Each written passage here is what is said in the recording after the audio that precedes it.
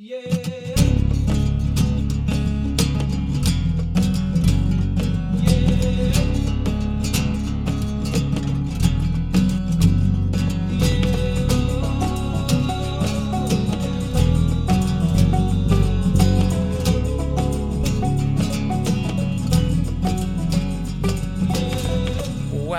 to this week's Into the Wilderness podcast. I am one of your hosts, Daryl Pace. And I am the other, his brother, Byron. And we're going to keep this very short and sweet this week because you're in for an epic 3-hour podcast. So if you're on a... But don't be afraid. Don't be afraid. If you're on a shorter commute, you can spread it over a few things. If not, save it for a long car journey or something like that. We have a guest on who you've heard from before, almost exactly a year ago, Sam Thompson. It was one of our most popular podcasts from last year. So I have every faith that it will find similar support this year. We talk about a whole heap of topics that we didn't even touch on last time. The range is colossal. We start talking about gear and sort of safety devices, and then we end up talking about shooting and hunting organizations and everything in between. Literally everything. There'll be things that you probably have an opinion on, things you might not agree with. This is a podcast that you can like really get your teeth into, and it'll get your mind thinking. Well, and like the last time, we actually got a huge amount of emails afterwards. Feel free to sling us an email after this show about your thoughts on it, any opinions. They're always welcome. We do read every email and we do get back to people. Sometimes it can take a bit of time, but we do reply to them. If you do email us and you've not got a reply after a few days, then we will get to you. Honestly, we get a huge amount of emails and it just takes time, especially right now we're in the United States. We're recording from the States. Our intro, yeah. In Seattle. We've been here for a few days. Yep. We have, and we're going to be bringing out, in fact, you would have already heard one short little snippet before this show, and we're going to be bringing out little snippets, like 20-minute shows throughout the course of us being here, because we asked the people, and the people said, yes, we want that. No fixed agenda, don't know exactly when they're going to be released, but they'll be scattered out around the period of time that we're here. It's just going to be me and Byron just talking about this place. Yeah, what we've been doing, what we're going to be doing. Yeah. We've got a competition quickly, and we're going to get a winner, and then we've got the new competition, and then we're going to get you into the show. So, last time we gave you the chance to win the latest edition of the Hornady Reloading Manual, and the winner for that, which was entered on Facebook, randomly selected, is Alex Jenkins. So congratulations, Alex. Contact us, and we will get that sent up to you. Yep, podcast at paceproductionsuk.com. If not, just head over to our website and you'll get contact details there. New competition, which is to win a pair of Smith Optics safety glasses. We've given a couple of these away before, and I am still using... I snaffled a pair about 2.5 years ago that was supposed to be for a podcast prize, and I'm still wearing them now. I've actually got them with me here. They were the slightly more casual ones than the sort of hardcore safety glasses, but it's a pair of safety shooting glasses that we're giving away for this podcast, and you can enter by... what do we say? It was a picture competition, yep. So we the theme is winter. So that's it. So whatever winter is to you, and the best picture will win. We'll have a little judging competition between us, and you can do it on Facebook. You can send it on Instagram. Even if you tag us, what I normally do is if you tag us on Instagram, I just screenshot it and save it to my phone. So I keep all of the images in one place. And if you have no social media, then you can just email it to us, and we'll also add that to the picture competition. Yeah, exactly. And that's it. No, it's not it, because I just realised that today we're launching the pangolin. Oh, yes, of course. There's always more to say. There's always more to say. So, as of this podcast today, there should be a website page ready to launch, but it will be on thepacebrothers.com, and it will be on the home screen. There'll be a thing to click, and then you can get all the information about what we are raising money for. We've already had contact from a few different people. Thank you very much, offering up prizes. In the last show, I kept calling it a raffle. It is not a raffle. It's an auction. It's an auction. So we're going to be auctioning off these prizes, and it will be kind of like a silent auction in a way. We'll be getting the finer details of that in the coming week, but basically from a few days after the podcast comes out, then the auctions will start going up on Facebook. But do not stress, it will also be running through the website at the same time. But you'll be able to email us with the prices. All of the details will be on the website, so it's going to be as straightforward as possible. It's also going to run over a bit of a period of time, so we're not going to rush you to. No. It's not going to be like a countdown. Well, it will be a countdown because it'll be like 9 o'clock on a Tuesday or something, but it will not be like you've got an hour to make all your bids. It'll be over a 3-4 day period. Exactly. And we've got a great array of stuff, but you'll be able to see that. The collection is getting bigger, and if you have something to offer, then please let us know what you could potentially offer. We've got we had a few emails in actually in the last week with some great additions to the auction. Literally anything. Yeah. Literally anything. Me and Byron are giving up a few things. It doesn't actually have to even be an item. It could be a service. Yeah, that's what I'm meaning. It could be literally anything, like a service. Like, I don't know, if you're a car mechanic in an area down south somewhere, then give 3 hours or a free service or something. I don't know, something like that. Something anything we can use to raise money for what we're for the camera traps and the other bits and pieces that we want to get for the pangolin research. But we'll talk more about that probably in our little short podcast. We'll definitely talk about that then. I was just going to say, I've actually our friend Lisa, her wedding is actually over one of the weekend of one of the summer tests, because in the rugby calendar the autumn tests are out because of the Rugby World Cup, and her wedding day is smack bang on the middle of one of the games. I think it's a pretty good one. So I'm going to have 2 tickets. I'm going to have to think hard whether or not I should auction these 2 tickets. I was wondering where you were going there. I've got season tickets, and they are bloody good seats. So I don't know. Maybe I should auction these tickets.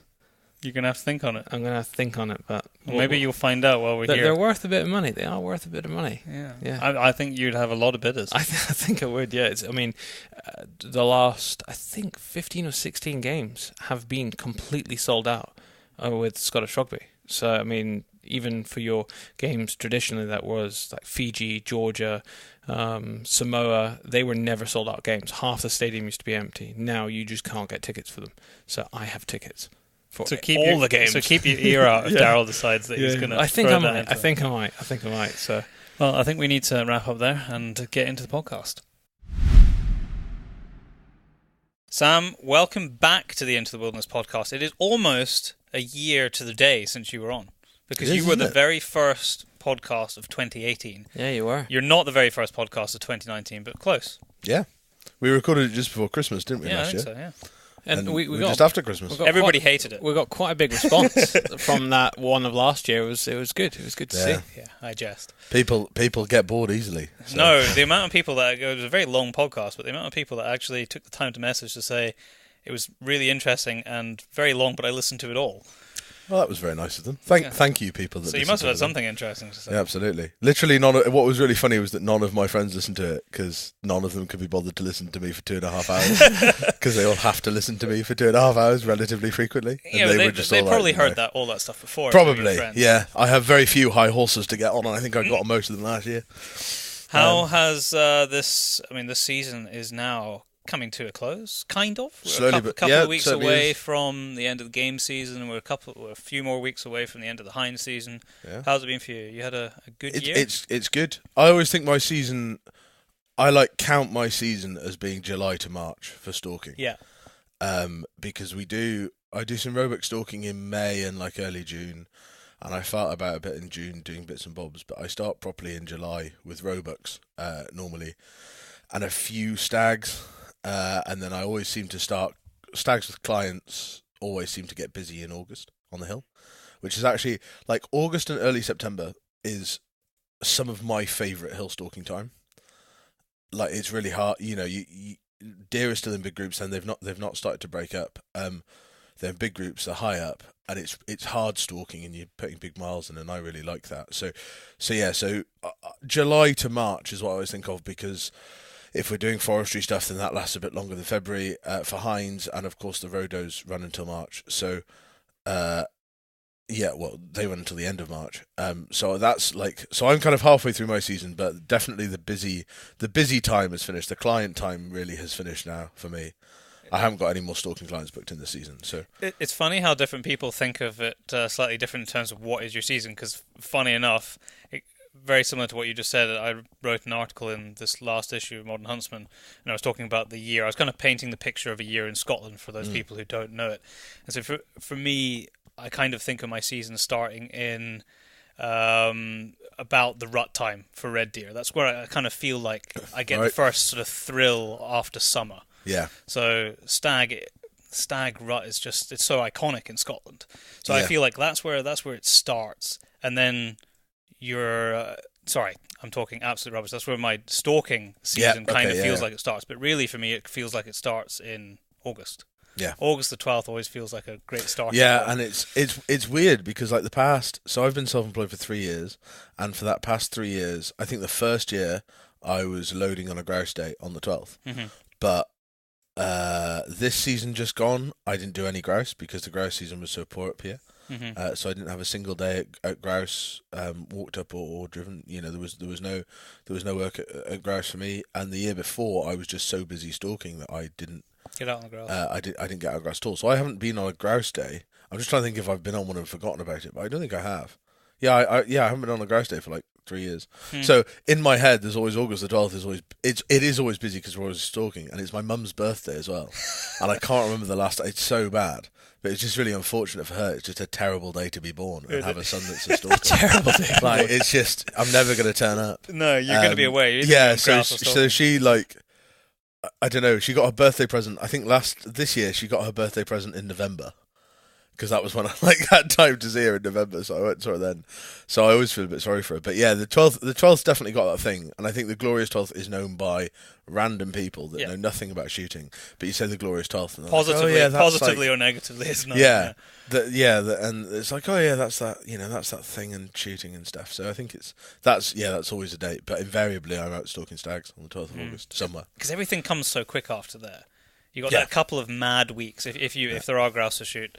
There's a couple of mad weeks, and then, like you say, you're really getting into the stags. Then you're getting into the rut, and then I don't do a lot during that period because I can't afford to shoot grouse or stags most of the time. So most of the hunting that I'm doing is once the females come in. Absolutely. Once the game season's open, like I was just telling you this morning. The foreshore September. I'm out on the foreshore, hind season, November. I can't believe it's almost over again. It's crazy, isn't it? It's really weird. This is I always seem to work up until Christmas. Sounds really bad, doesn't it? But like really anticipating and enjoying it, and then getting to a point where like I always get to the last 2 weeks of the stag season. Like it gets to the end of September, and I want stags to be done. I'm like, I've had enough. And this year was the first year where that wasn't the case.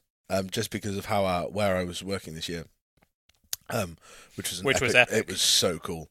I was so lucky to be there. It was an estate in Gairloch, in Wester Ross, maybe in Gairloch, near Gairloch, west coast of Scotland.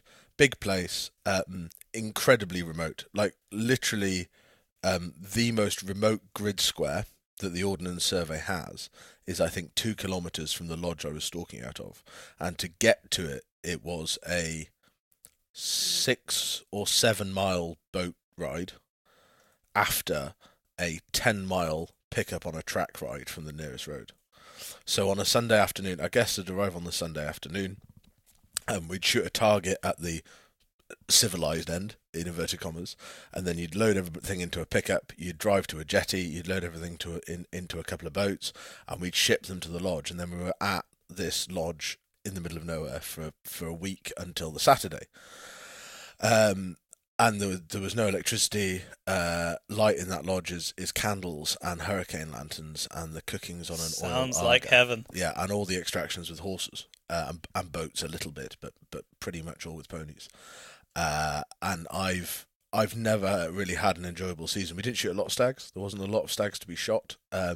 Just with the winters that they've had. I mean, they were saying that on the back of their deer count they had 69 red deer calves over 70-something thousand acres. Oh wow! So it was a really hard year for them. So a really hard year. The beast from the east and that late winter just really hit them hard. It's an incredibly you're shooting small deer in really exposed places there. Anyway, there's not a lot of shelter and there's not a lot of forage for them. You know that they're not the giant survival of the fittest there. It really is. And even then, the fittest kind of on that fit because they can't get that fit. And it's really fascinating. I was really lucky that just there's a lot of history there, and so I managed to read a lot and learn a lot while I was there about the area and stuff. And that something they had, which I think should be in all lodges and all stalking places, and probably just everywhere generally in Scotland, is they had an estate OS map with all the translations of the Gaelic names. Oh, very interesting. Underneath them, and I have I can't speak Gaelic at all, but I have like a smattering of place name knowledges from stalking in different places and learning what different hills mean, or whatever it is that Booyah's yellow and all these different things. So I kind of know, but that was really good because you were looking at place names. There was some amazing ones. There was and I'm not going to try and pronounce the Gaelic because I'll invariably get it wrong, and my mate from the Hebrides will shout at me. But there was like the place, the hollow of the wolf's howl, and stuff like that. And the Gaelic name is just a Gaelic word, and you read it, and it's a Gaelic word, and you don't know what it means. And suddenly it was all translated, and there was the glade of the trees and all these different places, and a lot of that stuff isn't there anymore. No. The glade of the trees has no trees. There's no wolves. And there's no wolves howling. And yeah, that was such a cool thing because it gave me a real. I don't know. It was just weird, but it gave me this real understanding of the place that I think is hard, especially with the sort of. And I know I explained it last time, but I should probably say again that I'm a contract stalker, so I go to an estate for a season and stalk there for a season and may never go back. So because I'm there, I have to learn the ground very quickly, or try to, and so it was really cool for me because I kind of had an investment in the place I don't normally get. I got an understanding that I probably haven't had before on many places that I've stalked because of this really good map and really good local knowledge that was shared with me. And generally they're named for a reason. Yeah, absolutely. Like and there was a really ominous one. So there was a place there called the Peak of the Deed and the Lock of the Deed. And I don't know what the deed was. I was really keen to find out, and I kept asking. And I went to the pub and I asked, and nobody knew because it's Skurna Lachlin or something in Gaelic. So everybody just knows it as that. And I was like, this deed must have been really quite something. And I stalked somewhere else a few years ago when I was first self-employed. I stalked somewhere, and it was and the name of the place was it was named after a redcoat sergeant that was killed there after the Jackarite Rebellion. So it was the corrie of. I should remember, and I don't. But and that was a murder. And there's a place in Loch Lomond in the Trossachs somewhere that's the Well of the Seven Heads. Have you heard of that place at all? No, there's a service station there now. The Well of the Seven Heads is named because, again, you go back into that Jacobite, 18th century kind of time frame when Scotland was pretty wild. That a guy caught someone rustling his cattle.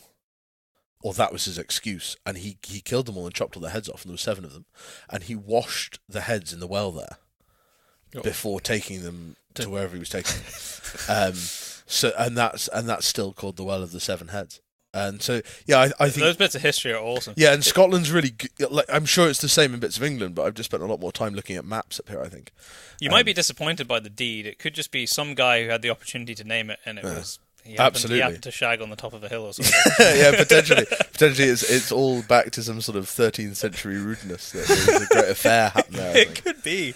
What I always find really funny is, it's Cambus na Gael is the Bay of the Pledges, and wherever I've worked, especially on the West Coast where there's lots of little bays and stuff, invariably every OS map seems to have a Bay of the Pledges.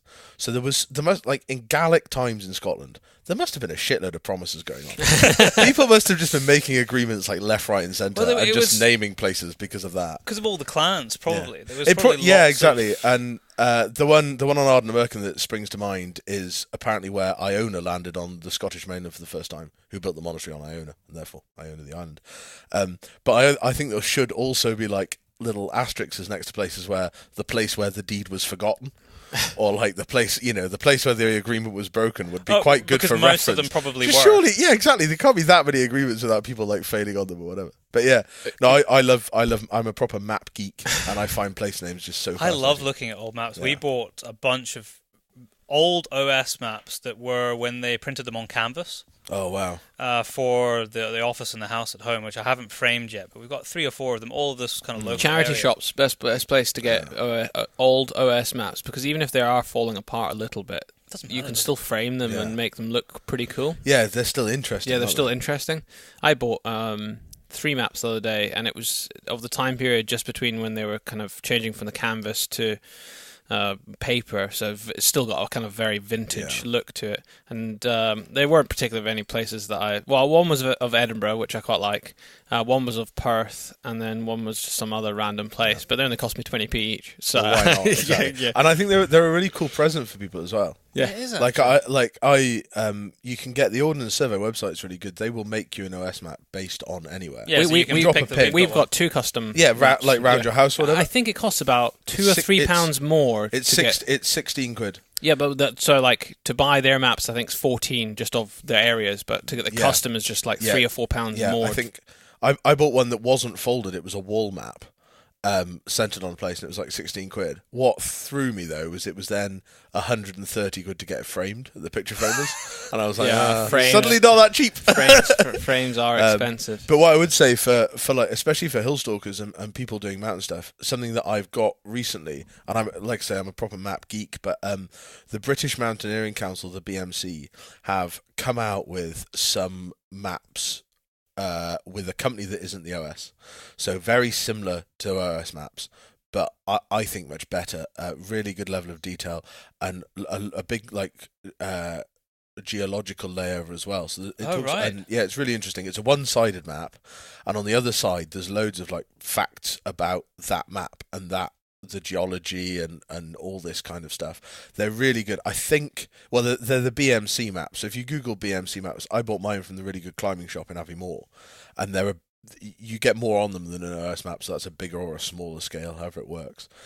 But I used that for the first time stalking this year, and they're just paper, but it's waterproof. So you can scrunch them up and stick them in a pocket, and they're waterproof, which is really good. I think we should probably mention that if people are going onto hills for recreational purposes, be it stalking, walking, wherever, everyone should know how to use a map. Yeah, and a compass. a compass, and particularly if it's an area that you don't know that is particularly dangerous, then you should have a map with you and not a phone. Yeah. No, I in my love of maps, I have a map, one of those OS placed maps. I have one of those for every estate I've stalked on, with the boundaries drawn on, and then I draw on all my, like, I can get a horse here, or I can get an Arga cat here, or I can get a quad bike here as well. So I have all my like paths, and my idea is that when I'm old, I'll put them all on the wall somewhere. Yeah, and I can just have like, my downstairs loo probably will have all my OS maps on of everywhere I've been, which would be quite cool. But yeah, definitely on the hill. Like, I think it's so easy now. Like, my girlfriend got me a watch for Christmas that I've got the same one, a Sunto one with the mapping in it, and it's really good. But I wouldn't want to rely on it. Like, in an emergency, having a paper map, I think, is just... And the OS app on your phone now is really good, so you can download grid squares, so you don't need signal, and that works as a GPS, and that's proper OS maps. Until your phone dies. Until your phone dies, or whatever. But if you've got an OS map, you're never that far away. You can generally, even without a compass, I tend to think you can find where you ID, are roughly. It's so easy. If you understand how a map works, it is quite easy to ID a ridge or something like that. I guess where the compass comes in, if you've got low visibility, fog comes in, then you need to your map skill. I had that this season actually because of where I was, and it's genuinely fascinating topography of very steep hills near the coast. It's epic where you were. It was so epic. Yeah, I was like, I think everybody, my Instagram, like, got so many people suddenly. I think I just became interesting to people because I was in a good place. But yeah, like, I had two occasions stalking with people, where the fog really came down, and what amazed me, and it sounds maybe really arrogant or something, but what amazed me was how it brings panic on people. And I'm just really lucky that I grew up, I was sort of taught how to be on hills when I was very young. And, if you get lost, always head downstream and eventually you'll find people and all that kind of stuff. But the panic that sets into some people in a fog where they don't know where they're going, and the bad decisions people were trying to make, and as the stalker in that situation, and you're responsible for everybody, so your word has to be kind of final. And I was lucky that I didn't make a mistake with anybody. But I was so surprised at how quickly people became disorientated, and how quickly people lost faith, which is maybe just my terrible leadership. I don't know, but like there was a moment where there was a proper sort of. It felt a bit like the Bounty, like everybody was trying to revolt, and they were all absolutely convinced we were going the wrong way, and we were walking further into the hill. And I was like, no, we're walking down to that lock, and there will be a pony path there, and we'll get on the pony path. Don't worry about it. And we did, and it was okay. But yeah, I think something that stalking, hunting people, like, I always try and think that what happens if, in that situation, if you're out as a guest or a client with a stalker, and your stalker dies, something horrific happens, and your stalker dies, or your stalker's breaks his leg, or yeah, exactly, like, having some knowledge and some equipment to help you will definitely be a good thing, I think. Yeah. That was really hammered home to me by a head stalker that I worked for that gave me an absolute bollocking once, because I'd taken clients off the hill in the dark, and it was like a lawyer from Germany and a guy from England, and he gave me a proper row about it, and I was like, well, it's okay, because I know what I'm doing. He's like, yeah, but what happens if something happens to you? Do you think the lawyer from Munich is going to be able to keep you alive? And I was like, ooh, it's a very valid point. I don't think he will.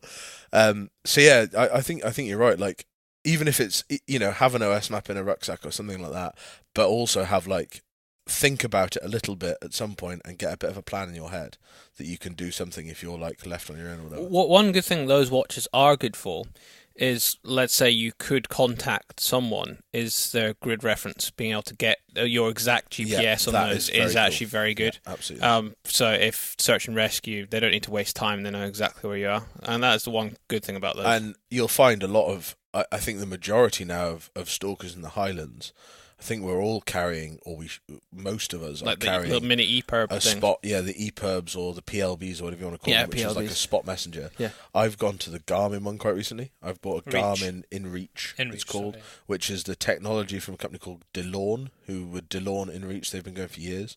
They made the big old yellow ones that people used to have. Garmin have bought that and combined it with GPS technology. And for anybody that spends considerable time by themselves, even if they've got signal, like, that tracks where you go if you wanted to, and it's got a big SOS button that calls, it's too complicated. Is that a monthly subscription? So you buy it, and I bought the mini one because it fits in my binocular harness. Yeah. And it is small, by the way. Me and Byron we played with it when we were at Ewa. It is small. It's tiny. It's tiny. So I have a binocular harness that I use, and it fits in the side pocket of that. And this is not a big bulky binocular harness. It fits my 8x42 Swaros in. Like, it's not a some huge monstrosity, and that Garmin thing will just sit in the side pocket, and I have it tethered to it with a bit of paracord in case I drop it, because I lose everything. And the Garmin InReach is like 300 quid for the one I've got. But the reason I was going to buy the big fancy one with the big screen, because I always think if you're going to buy something like that, you buy the best one. And I was talked out of it by the chap in the climbing shop in Aviemore, where I buy quite a bit of kit, because it's a really good shop. They're lovely people. It's the one with the cafe on top, so everybody just calls it the Mountain Cafe, but I'm not really sure what the shop's called underneath it. Really good people, really knowledgeable about things like GPSs that I don't know a lot about, and they taught me out of the big top of the range one and into the mini one, because you Bluetooth it to your phone. And you can type on it that way. You can type on your phone, which is a lot easier than using the OK drop, press a button to go from A to B to C, OK, B to, that's a pain. But you Bluetooth it to your phone, and then you can use all the mapping stuff that you get with the big 480 quid Garmin InReach on the mini Garmin InReach, with your iPhone or other phone if you don't have an iPhone. I like that system is really. I use it to text, even if it's just to say that I'm going to be late for tea, because I'm so often in places without any signal. Yeah. And you can text mobile phone, anybody's mobile phone number or anybody's email. You can send a text saying whatever you like. So with your phone, like holding your personal phone, you can text and it'll send the signal through the InReach. Even when the phone has no signal at all, through the InReach satellite link.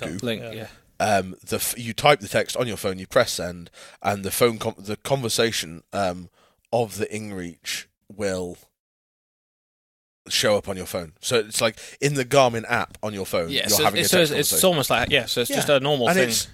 And then do you get a certain number of texts for your subscription? Yeah, so your subscription. So I can't remember. There's loads of different levels of subscription. So you can pay I think the cheapest one's maybe 12 or 14 quid a month, and you send so many, and you can make custom preset messages. Yeah. So my custom preset messages. It's late for dinner. Are like, I'm okay, but I'm running late.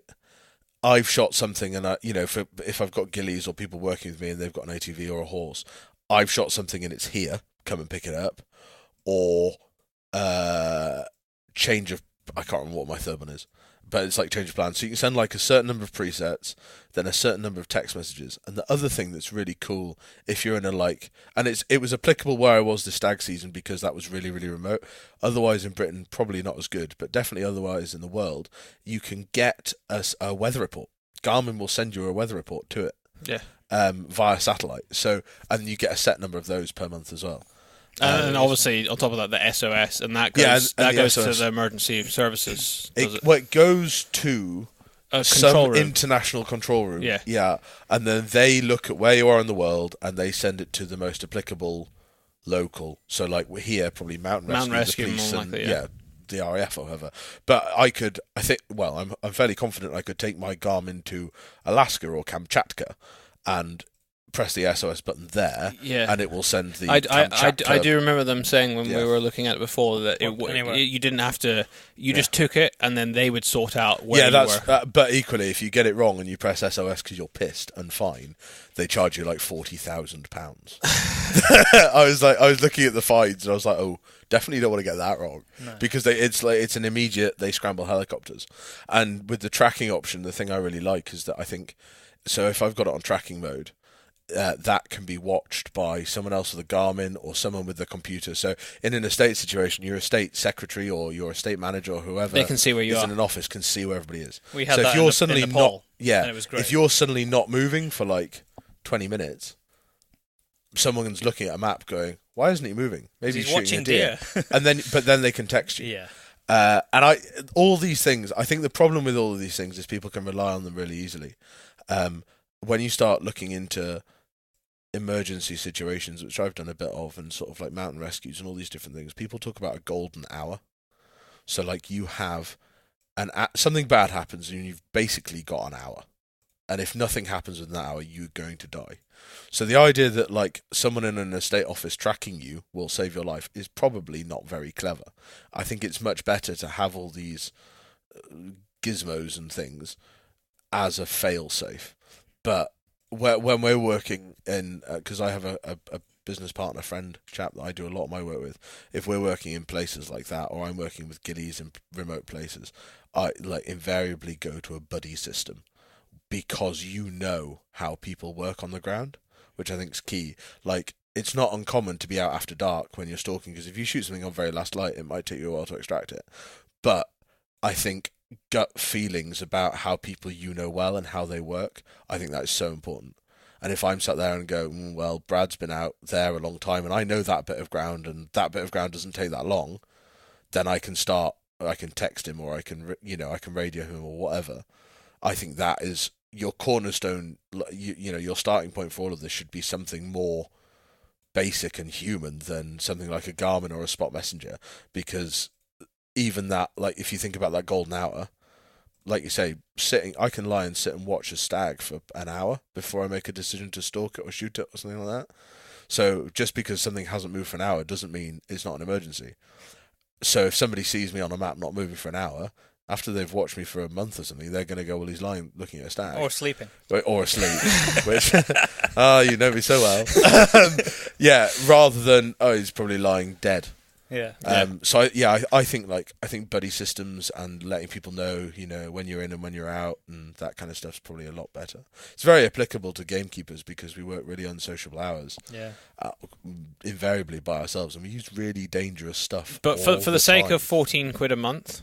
Yeah, 300 you could save your life. Yeah, exactly. Or you can save your life. The best situation is you save your life. The worst situation is you don't have, and this is all of this triggered, from my understanding, from a Forestry Commission ranger about 10 years ago, maybe not even that long ago, who nothing work related. He just had a massive heart attack, but he died on his beat at work, and it took them, I want to say 3 weeks, but it might be 3 days. It took them a really long time to find his body because they were like, in a 25,000 acre forest beat, where do we look? And there was and so that's the spot messenger was almost introduced as I see it as to find a body. Because at least continually pings, doesn't it? Yeah, exactly. So it pings, and they even if they don't know where you are, because you can set how often it pings. It might be every 30 seconds or it might be every half hour. You know that they're in that vicinity, and the chances are they're in that 2 kilometres square or whatever.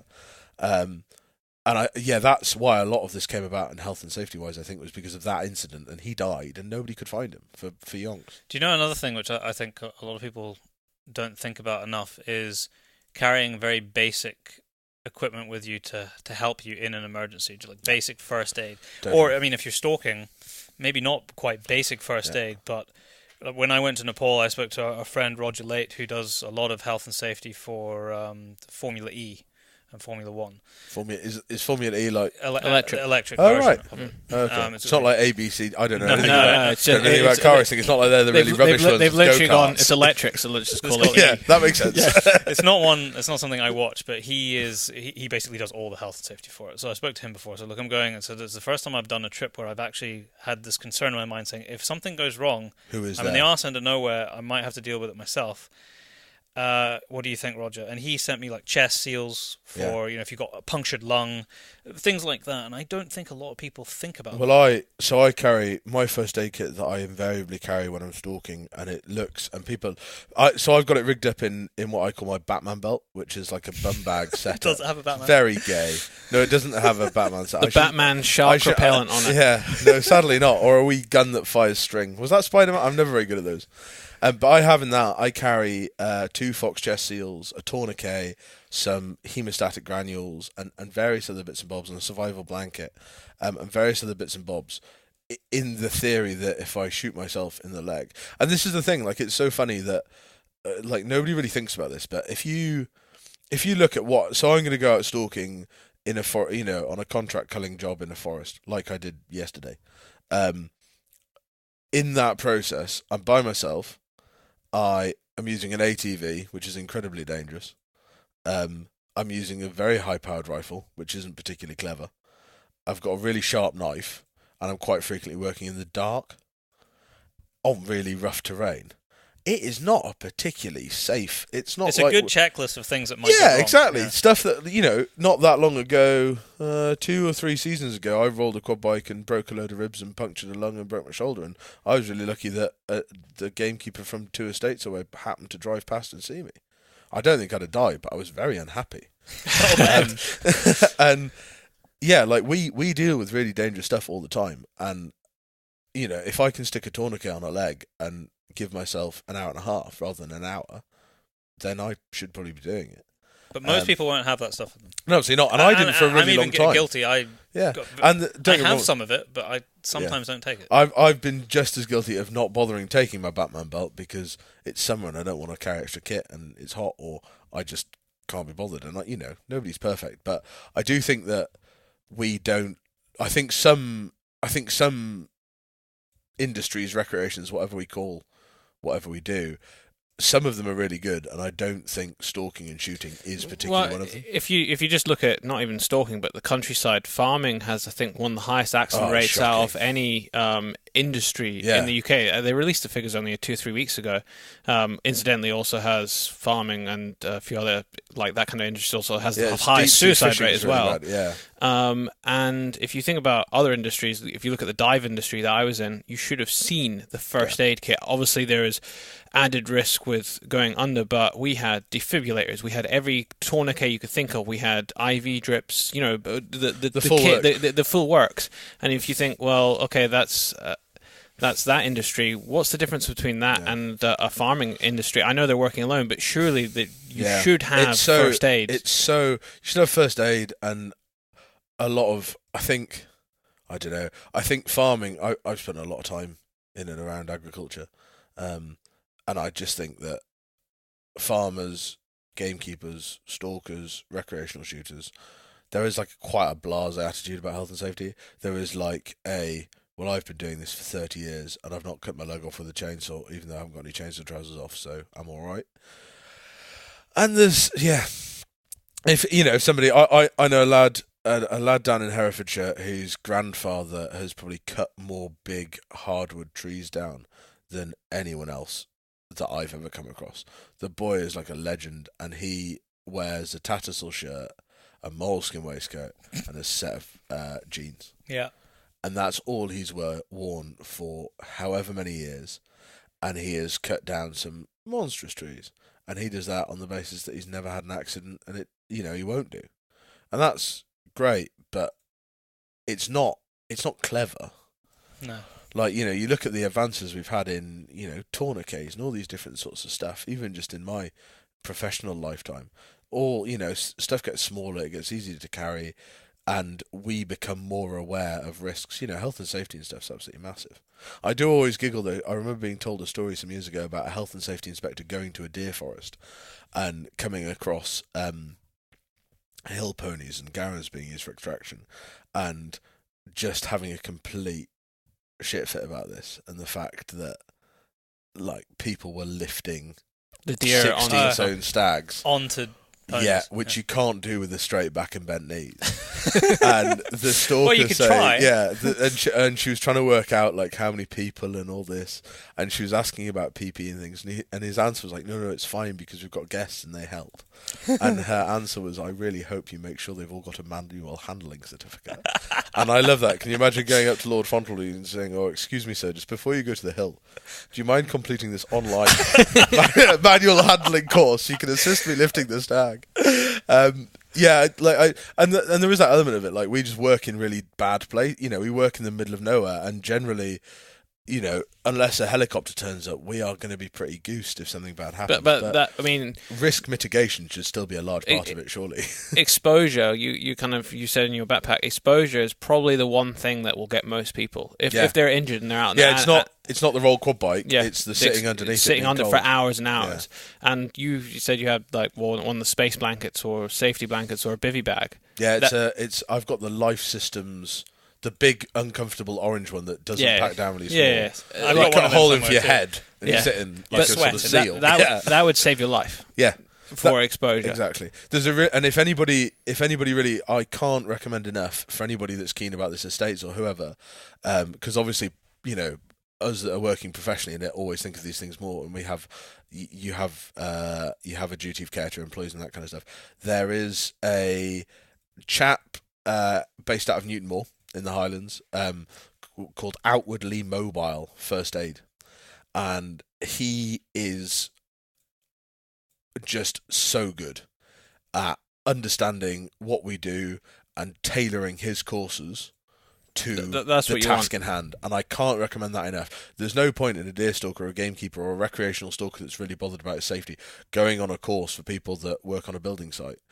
Go on a course that's applicable, and his name's Dave, and I can't remember his surname, but Outwardly Mobile First Aid. I can't recommend. I've done a lot of first aid courses, and I have to say the best ones I've been on have been the ones that have been tailored to the job. Yeah. I've been on a few kind of generic ones, but especially in the diving, when it was specific they were way better, and you pay attention more.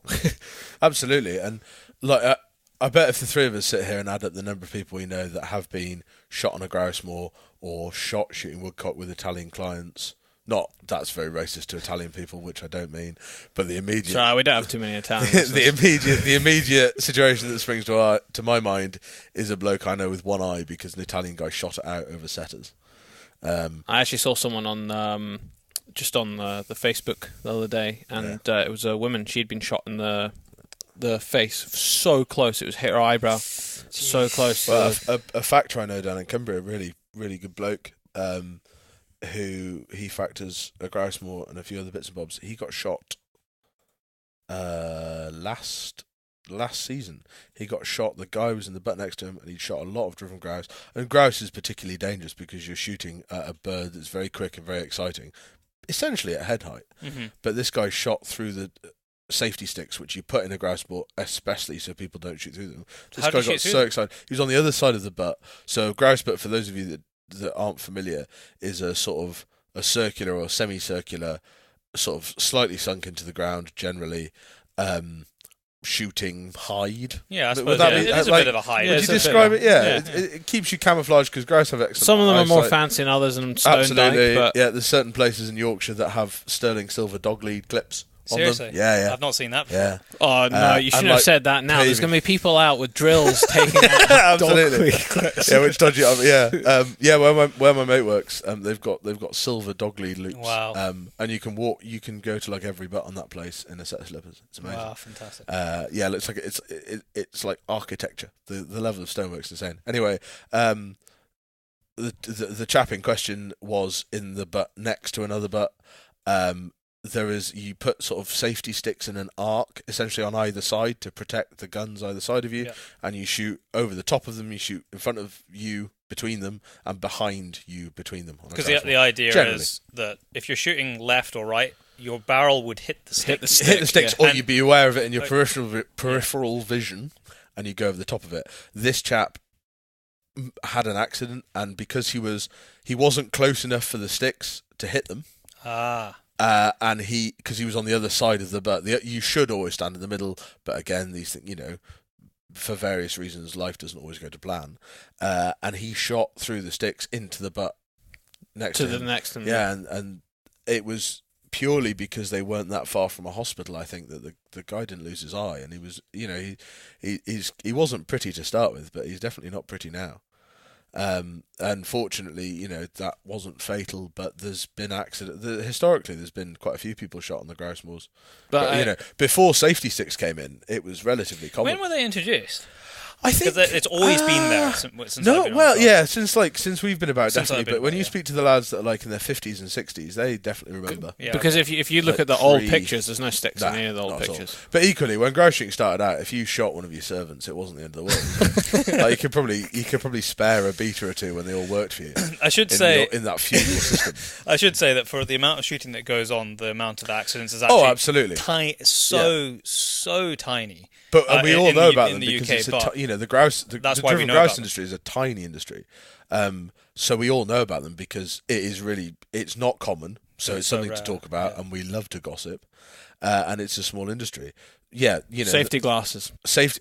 That is the one thing. A lot of them insist on it now. Safety glasses. And if anything, especially beaters that are maybe potentially coming over like the brow of a hill, they're the ones that should be wearing most of the states insist on it now. Yeah, and there's a lot of stuff in place to stop that on driven grouse days. On most, equally, I remember I went to a grouse moor. I was beating on a grouse moor to help a friend out, and this is not that long ago. This would be maybe 5 years ago, and there was no sticks, and there was normally there's a horn to stop you shooting forward when the beating line get to a certain distance. Just beyond the horizon, horizon, is blown. Yeah, a horn is blown so that nobody shoots forward, and they all shoot behind where there's nobody in the way. But I went on a grouse moor, and it was like I think it was 100 brace day, 80 brace day. I was beating. There was no sticks. There was no horn. That's just and there was no sticks. There's quite often sticks where the beaters will stop until the end of the drive. There'll be like white posts out so that when you're beating, you don't accidentally walk over the brow and get shot. And there was none of it, and it was just one estate that was really bad practice. And my friend who sort of got me there, who was next door, it was complained about, and it's changed since, which is great. But yeah, but like you say, you mentioned that because it's not the norm. It's not the norm. It's unusual now, and I think the other thing for me that stresses is the emphasis is on the individual. Like, if you're shooting and you shoot somebody, I don't think it's a fair excuse to say nobody put anything in place. Of course not. And there's that wonderful poem, isn't there, about true sportsman be and never. Another one. A young sportsman's creed. That's what the poem was called, wasn't it? Yeah, I think so. Which everybody should read. And is it something like, if a sportsman true, you'll be, never point your gun. I should know. It's very good. It's like basic gun etiquette. It's gun etiquette, and it's so crucial. But yeah, there's no excuse for shooting people, and not that there's. I'm glad we had you on the podcast. Yeah, Sam, because I don't think people realise just raiding some stuff out. I guess. But nobody's ever thought of that before. There's no excuse for shooting people. We've got a lot of American listeners. They can get away with shooting people in their homes a little bit more. Absolutely, than we can. yeah. That's a very different school of thought. And Lincolnshire, that guy in Lincolnshire shot people in his house, didn't he? Yeah. But yeah, I think I might add, when they were breaking in. Yeah. Not just they're in their house. Yeah, not like totally they outstayed their welcome at a dinner party, and he just got livid and shot somebody. I think it's something that we don't. It's something we don't talk about. I don't think we talk about gun safety enough, because we've always assumed it's been there. I think it's a good point, because it's weird. Like, it's pushed to beginners. Yes. My thoughts on this. So I was taught to shoot when I was really young, and I was very lucky. And I think people that are taught to shoot when they're very young are always better at it, because it's drilled into you. If I'd done something wrong in respect of quarry or gun safety or any part of it when I was little, I know that my dad would have said, right, that cabinet's closed. You know, if I'd cocked up, then there would have been a very clear punishment to me of guns closed, you don't get to shoot for however long. Potentially indefinitely. I imagine if I shot somebody, he'd have been very unhappy. But I think the problem we've got potentially, and I think it's fair to say it's a problem, a little bit, is that people now who are getting to the sport at an older age, which is great, they go clay shooting when you're in a cage. So you're not actually, if you think about clay shooting, you don't really have to think about gun safety. Gun's in a slip, gun comes out of a slip, you get in a clay cage. You've got those physical barriers to stop you pointing a gun at somebody, unless you are an especially stupid human being. And then those people go game shooting and get put on a peg, because I doubt many of them go straight into driven grouse, unless they're incredibly well off. They go onto a peg, and their spatial awareness, there is no physical barrier. And there is it's hard for me to think about it now, because it's been so long since I first got taken on a shoot with a shotgun, but there is absolutely so much to think about. There is a lot to think about. And we don't, because picking a gun up is as natural as picking up a pencil for me. Picking up a pencil. And you've got the black powder fouling piece, the deactivator thing you've got sat in the corner of your office. When I picked that up earlier to have a nose at it, I didn't have to think about not pointing it at either of you, because it's like there's something in my head that is so black and white that when I pick a gun up, I don't have to think, where shouldn't I point this, because it was drummed into us when we were very young. It's a reflex. It's a reflex. When now you brought it up, there is a lot to think about. Just think about a rough walked up day. You're walking along. You've got potentially 3-4 dogs in front of you. So you know, and they could be running over brows of hills. So you've got them. You got to think about, beaters. And you got potentially some beaters, and then you've got some shooters in Scotland as well. We've got the right to access. Yeah. I've had people. Yeah, and then you've got people walk in to a grouse day. Yeah. Like a driven grouse day, walking down a path between a line of butts, and it's something I think about more, because I get a lot of novices. Like I through work, we occasionally get people that have never touched a gun before, and we'll take them clay shooting and rifle shooting, and then we'll take them shooting, and they have a minder. And some of the stories that and it's. Fortunately, they're quite amusing, because there's someone stood right next to them who will grab the gun and point it back in the sky. Absolutely. But, I remember a few years ago, a really good mate of mine was giving me a hand, and we had a Mexican chap shooting with us who'd never picked up a gun before, with quite poor English. And we'd sort of tried to get terms into them about, break the gun and what that meant. And he got so excited and so confused that when he was told to break a gun because he got to a fence, he threw it into his shoulder and started like pointing it around like he was on patrol because his English wasn't that good. And in that situation, you know, we've got it covered that there's a bloke next to him to go, whoa, that's not what we do. But yeah, I worry a little bit that I occasionally see on shoot days, because, you know, I help friends out who are keepers and go beating for them or go loading for them, and I do see with and I think it's great that we've got people coming into the sport. It is awesome. That's 40 or 50 or 60, and yeah. we absolutely should not be saying, if you weren't born with it, don't do it. No, there should be no barrier of age. Yeah, there should absolutely not, or gender, or there shouldn't be barriers at all. But I think we, as an industry, just need to remember that we should talk about safety a bit more, and we should, and not be afraid also to point it out to people, because I think some people feel awkward pointing it out to someone when they've maybe made a cock up and they're 20 years older than you. Yeah. It never bothers me, because what would bother me is if I said something and someone got shot. Yeah.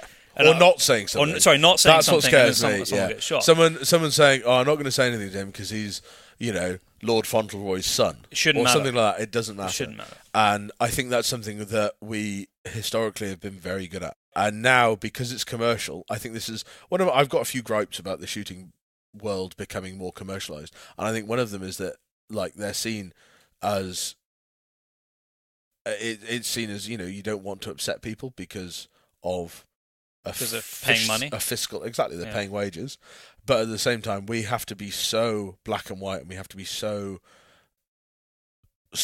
committed to it, I think, because we can't afford a fatality, we can't afford accidents. It's too, you know, it is just too serious. We actually got tagged in a post saw that, yesterday by Gilb Strake, and the post was actually about safety. Is this on the social media? It's on the Instagram. All right. Instagram, and sorry, on the gram. I think that's what the cool kids are saying. The IG. It was referred to as the IG by someone from London for me the other week. So the IG. And basically, his post was talking about social media and gun safety. Yeah. And I mean, I do agree. I think on social media you do have to be conscious about pictures. On the other hand, on the flip side, we take pictures for clients, and particularly camera angles. I'm not talking about trigger safety here. I mean, if you're not shooting, even in a social media post, unless they are a way to take a shot, then your finger should be off the trigger. Particularly camera angles, you can be in a position where you would never be there if exactly. the gun wasn't unloaded. That really cool photo of looking down. Yeah, exactly. And that's where you got to kind of define the difference between filter. That's okay. That was that's kind of a promotional or a setup shot, or that one was real because you just can't use. You need to be sensible. I saw just a couple of days ago Mark Newton, who's the MD of Rigby, was getting some stick online from somebody, and he was in a booth at the SCI, and he had I think it was a double rifle. I think it was a new shotgun, wasn't it? Or maybe it was a new rising bike shot over his shoulder in a cool pose, like he had it. Yeah, just like kind of this. like I'm like an African PH. It's kind of like that's how he was holding it, which was very, very clearly inside for a picture. And someone was picking it up, said, in my day, you would be thrashed for holding a gun like that, or some stupid comment. Yeah, but you always get these people. Yeah, I know. The internet is just full ridiculous, of assholes. because very clearly you can see why he was taking the picture. It's in a show setting, It was a posed photo. It was a posed photo, and that's where you have to be sensible about, yeah. I had a bloke comment on something a while ago on the gram, who, and I can't remember what the photo was. The photo, there was a rifle in the photo. That was it. I shoot a Remington 700 most of the time, and the rifle was in the photo, and the safety catch was forward. It wasn't on, and the gun was cocked. The reason that is because I invariably carry a rifle on an empty chamber. Depending on situation, but that is probably my status quo is full magazine, empty chamber, safe rifle, pull the trigger as many times as you like. And I'd taken the picture, and I was out stalking, I was doing whatever. I'd taken the picture and not really thought about it. And he put this great thing up about using safety catches and all this sort of stuff. And I just sort of went, well, yeah, but you weren't there. There wasn't a bullet in it.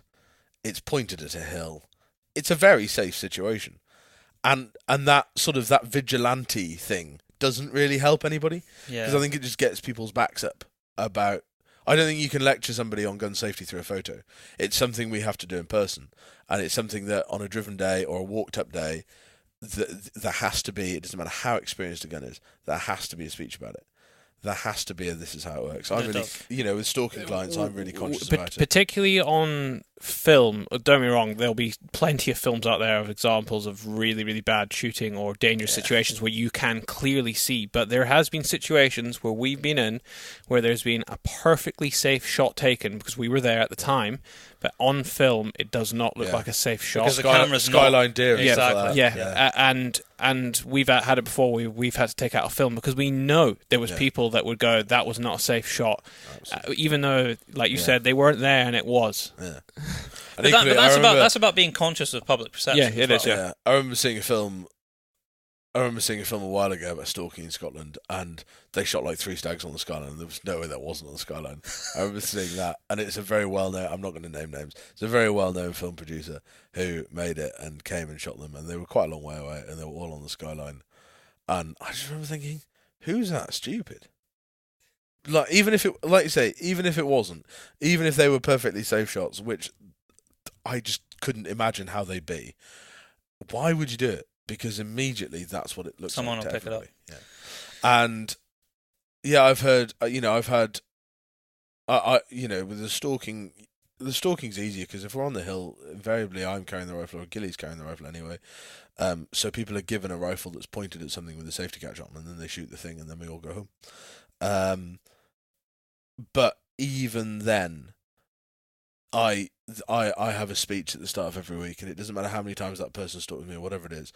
Most of it is not about gun safety, but the bits that are about gun safety, you make sure are in there, and I think that's really important. I think we need to keep doing that. Even when I'm with people that I stalk with all the time, like my friend Eden, who I do most of my shooting with if it's just me and one other person, I'll make a point of saying to him, Eden, the rifle's empty here, especially if I'm going to close the bolt over something. Just so you know, rifle's empty, I'm going to now lean it against something or put it on the back seat of the car, pull the magazine out. And it's an open dialogue between everyone, and you should never feel embarrassed or even feel embarrassed to ask somebody. I'll ask him, and I'm not picking on him. I say, "Is the rifle empty?"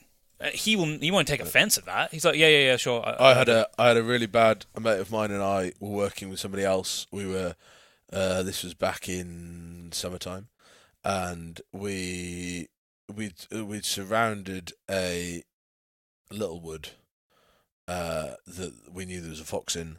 We were driving the fox out, so the 4 of us, had surrounded it, rifles, Benellis, the full works, and my mate Dan drove around and picked everybody up, and he picked up a lad who, it is his job, he should know better. He picked up a lad jumped into the front seat of the pickup, put the rifle, as you tend to, in the passenger seat, like footwell pointing up through the roof. Yep. Bolt was closed, magazine was in. It was a ticker, so it had a 5-shot magazine you could see was in. And Dan didn't say anything, and he just opened the bolt because it's his pickup, and he's got the right to do that. And a round flew out. I bet the other guy was embarrassed. And he was really embarrassed. It went really quiet. He picked me up after that, so I got into the pickup, and I was a bit like, "Ooh, this is frosty." I wonder what's up here. And I didn't say anything. And then afterwards, said gentleman who made the mistake got out and left, and my mate Dan was like, "Yeah. It's not cool."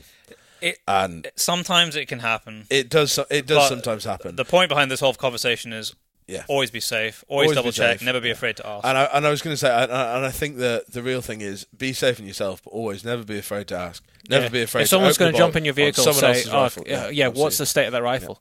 Yeah. And the one that the one that I can't, like, I use a semi-automatic shotgun more than any other type of shotgun. If you're cutting about with a semi-auto, put a cartridge as a flag in it. Like, I see it. I virtually all the keepers I know do it, to be fair to them, but I definitely see it with when you've got guests or people shooting ducks or whatever. It's such an easy way of telling everybody that gun's safe. So open the action, put a cartridge in at 90 degrees to it if you don't know what I'm talking about, and close the action on it. If you've got like nice big red buffalo specials or something, all the better. Yeah. But that's a clear way of showing that gun is safe, and that because otherwise that's all you can't break a semi-auto.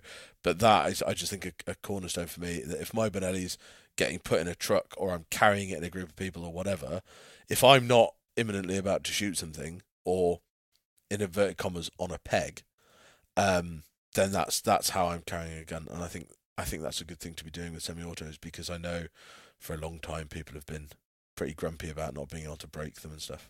But yeah, it is something. I've only recently started using a semi-auto because I've been doing all this foreshore shooting. they're the future, mate. And really is. And it was something that I had to start thinking about, and I did it from day one. But I picked that up from all the keepers. Like you said, I don't think I know a keeper that doesn't do that, and it's just a flag. But no, I can't. It's the only. I hardly shoot a shotgun, but when I do, it's invariably my Benelli, and my excuse is. But that's just because you're a thug. And I'm pretty terrible at shotgun shooting. I'm not a very talented shotgun shooter at all, so I need 8 shots. And I never shoot any game. I shoot foxes and various different types of vermin, and I do it all with my Benelli. And it's really weird that my mate Tim, who's now the Tim Bonner, the Countryside Lions, massive Benelli fan. Yeah, I think there's like we're slowly, and I'm quite traditional in a lot of ways, but I love a semi-auto. They're so useful. I just love. I like easy care guns. I think that's a lot of it. The less I've got to worry about, the better. That's why I like mine for the foreshore, because I might give it a wipe down, and then it goes back in the cupboard. But I'm religious with cleaning rifles. Yeah, me too. Like boring, anal, painful person for cleaning rifles, and it might like my specific order of cleaning rifles as well has to be done properly. My Benelli, occasionally if I'm at somebody's house, I might look at some oil and they've got a phosphor bronze brush, yeah. I'll be like, I'll not take it apart. I'll just like clean it. I'll open it up, empty it, clean it from the muzzle end, give it a few rams through, and like chap the barrel on the floor to knock any sort of shit out of it. And it keeps working. And that is the fact that I've got one and it works and I haven't broken it, and it's just I could be Mr. Benelli advert. Well, I'm using a Meraki, which is a much cheaper version of. Is that like a new Bicol?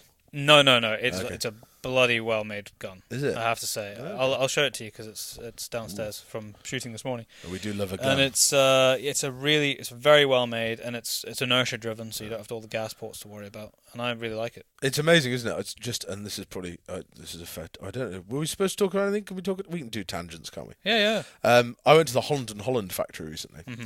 I was really lucky that they sponsored an event I did this season, which was really exciting. So we got to play with their really expensive guns, and then they very kindly invited me down to the factory to have a factory tour, and the shooting cinema. And the shooting cinema. I did that. I actually did that. I did that in the springtime when I had a meeting with them about the event they sponsored. Okay.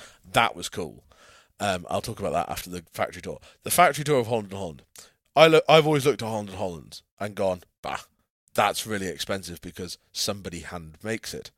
But it's no better off. If I had the money, I'd never buy one. I'd always buy like a Perazzi or whatever.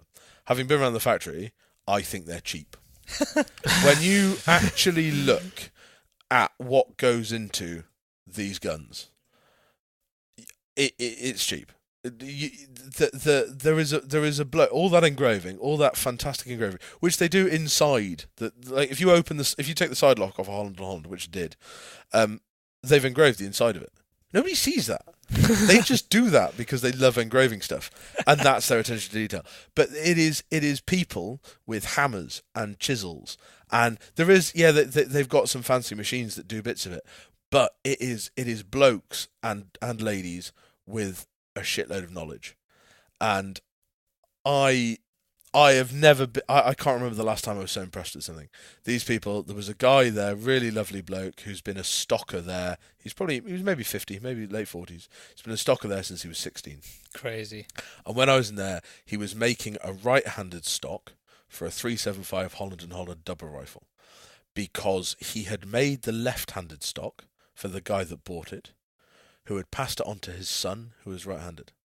And this bloke was making a stock for a rifle that he made a stock for in 1978 or whatever time. I love those kind of stories. And you just go around this.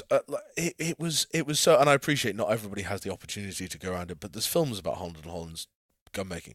I mean, just what a fantastic place, and the knowledge and the amount of time these people put into them, and the practical beauty in these guns, I just think is unlike, and to the point now that if I win the lottery tomorrow, you're going to buy what I'd always said I'd do, and I still will, is I'll get Callum Ferguson at Precision Rifle Services. I'll get him on a retainer, and he'll build me like ridiculous rifles. Well, like once a month or something. Yeah, no, he's gonna.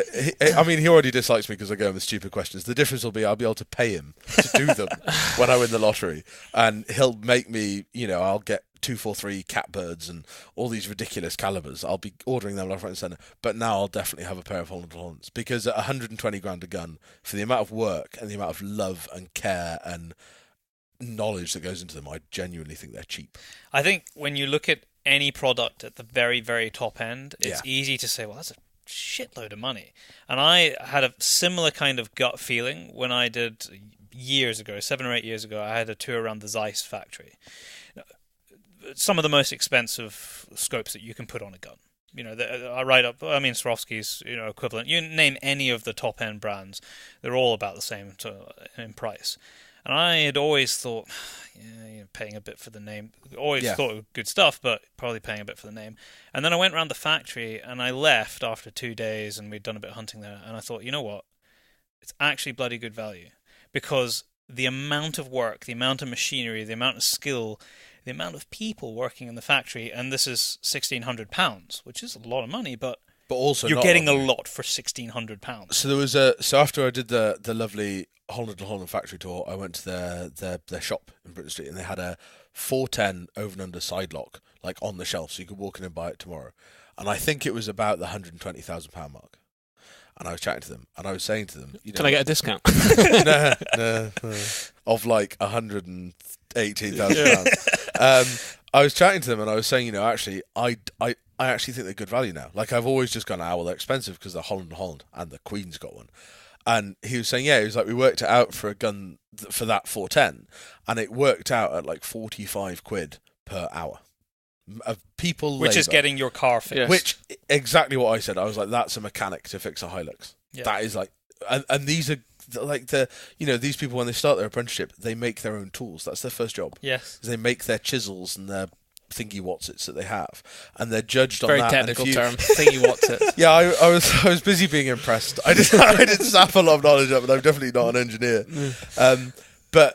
And I was speaking to this sort of the big cheese in the factory who oversees it, who has been a barrel maker, and he's done various bits and bobs. And he was saying that they look at, Byron the apprentice or Darryl the apprentice goes in and they do their apprenticeship, and the first thing they look at is the tools they make, and depending how your tools turn out, they're earmarking you for, if your rosewood handle on your chisel's really nice, they're like stock maker. Or if it's the perfect angles, they're like, actiony. It's like being at Hogwarts. Yeah, it felt, you're in this factory that they purpose built with all this light. It was the coolest day, and I went because it interested me, and I thought, well, that'd be a nice thing to do, and it's very kind of them to invite me, so I'll go, because you should never turn down an invitation. And I left just completely enamoured with the whole thing. I was just suddenly like, sod Beretta and Perazzi and all these people with their machines. Well, the mass producers. Yeah, exactly. And this is, and the amazing thing, I suppose, to be fair, is that guns are so cheap now compared to what they used to be. And the fact you can buy a ticker rifle, which is as good as a ticker rifle is, and I think the blued and synthetics, like, what is it, 800 quid or something? Brand new. And guns, it's very hard to find a bad rifle or a bad shotgun these days. You don't have to spend a lot of money. You look at the rifle spectrum, go take it, dial it down to rimfires, and a CZ will do pretty much everything you need to do all day long, forever. Yeah, exactly, and it's 400 quid brand new. Yeah, exactly. And I think that's amazing, but equally, it's still amazing, and it's so good that there is still 60 blokes at Holland & Holland. And it's a British company. All based here. And they make, Holland & Holland are the only ones left. This is something I learned and remembered. That still does everything. Everything goes into that factory, as a bit of metal. Yeah. Everybody so they else make the screws. Yeah, for they you. make they literally make the screws. They make the barrels. They do everything, and they're the only British gun maker still doing that all in one place. Wow.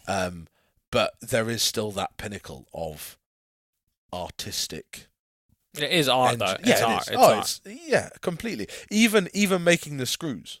Oh, Look yeah. at the screws. They're all they've engraved. made, they're engraved. They're not like, oh, here's a screw. From screw fix. Each screw is made for that. Yeah, exactly. Each screw is made for that particular place, that particular hole, and for that particular gun. For that particular gun. It is so cool. I think that there's still people doing that. It's such a great thing. It might seem amazing when we're always talking about and having discussions, either on the podcast or just socially, like we were talking before we were coming on, about the challenges that face the shooting and hunting industry, be it in this country or globally, that industry like that, which is so high-end and so niche, continues to be able to survive. If anything, growing, because if you look at the likes of Rigby's, they've taken on more people.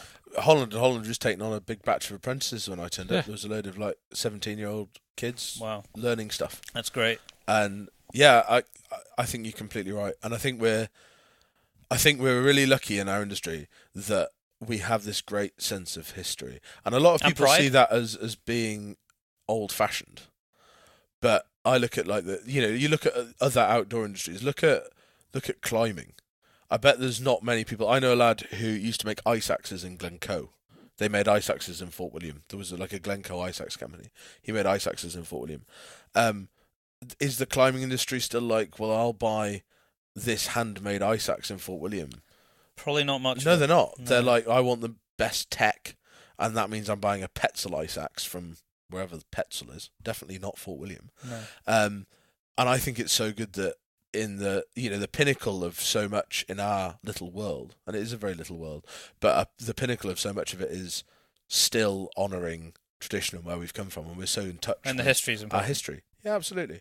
And I think so much of that is, and I had a chat with a really good mate of mine who lives down in Oxfordshire, is a big a big shooting man, but a great one of the, that you meet those people in life, don't you, that are just great enthusiasts about stuff. Yeah. And they're such good you feel enthused just by the you conversation. Do, and Justin is absolutely one of those people. But we were chatting to someone about how important our little world, our field sports, have been in shaping Britain. Talking about London, Soho is the coursing cry. And Soho is called Soho is because when it was fields, that was where they coursed. I didn't know that. Really? Soho is the coursing cry, absolutely. And actually, the original Soho farmhouse is still there. It's hidden behind a row of houses. He was telling me. I didn't know anything about London, so it was quite novel to me. Yeah, I try and avoid. Soho is, Soho was the coursing equivalent of tally-ho, essentially. Yeah, of course. Yeah, and that's why it's called Soho. So when there's a Soho in some other part of the world, it's a coursing cry. We forget that because we all think coursing's cruel or whatever we think, but it is, so much fed up. The term "fed up." I'm fed up of this. That's because if a falcon's fed up, it won't do anything. Of course it would. Because it's fed up, it's fat. I didn't know that's where the phrase came from, though. Yeah, exactly. They're my two useless phrase information. Well, I was full of information today. None of it ever going to make me any money or be useful. But some of it occasionally interesting. I was fortunate enough to go and take some pictures with Roy Lupton just on the glen back of the house. You probably saw it on the Instagram. And he was flying his eagles. I might have done, but in my stag season, I hardly saw any Instagram because I had no signal, so I missed a big chunk of the pretend world. What a great countryside pursuit falconry is. Yeah. I don't personally have the time for it, but as in I just don't have enough time in the day to do that as another hobby. I don't have enough time to do the hobbies that I do that I already enjoy. But watching Roy work his birds, and he was working them with pointers, was fantastic. I thoroughly enjoyed taking pictures. I've seen a peregrine working with pointers to kill grouse. Peregrine? Yeah, that's cool. I did some work for a guy that fastest bird in the world. He rents grouse. It is, yeah. It's the fastest animal, or if not the fastest diving. No, it's just in general the fastest. More than 100 miles 120. An hour. I've got 127 in my head. It may be wrong. Darryl? Get going. Oh yeah, I can Google. Keeping the Google to back us up. Yeah, I think a peregrine's the fastest animal in the world. But he rents a grouse moor, and he makes his money somewhere else doing something else, obviously. And obviously, the shooting, you can't shoot stuff on a Sunday. You can't shoot game. We were actually way off with the speed that it can do. Oh wait.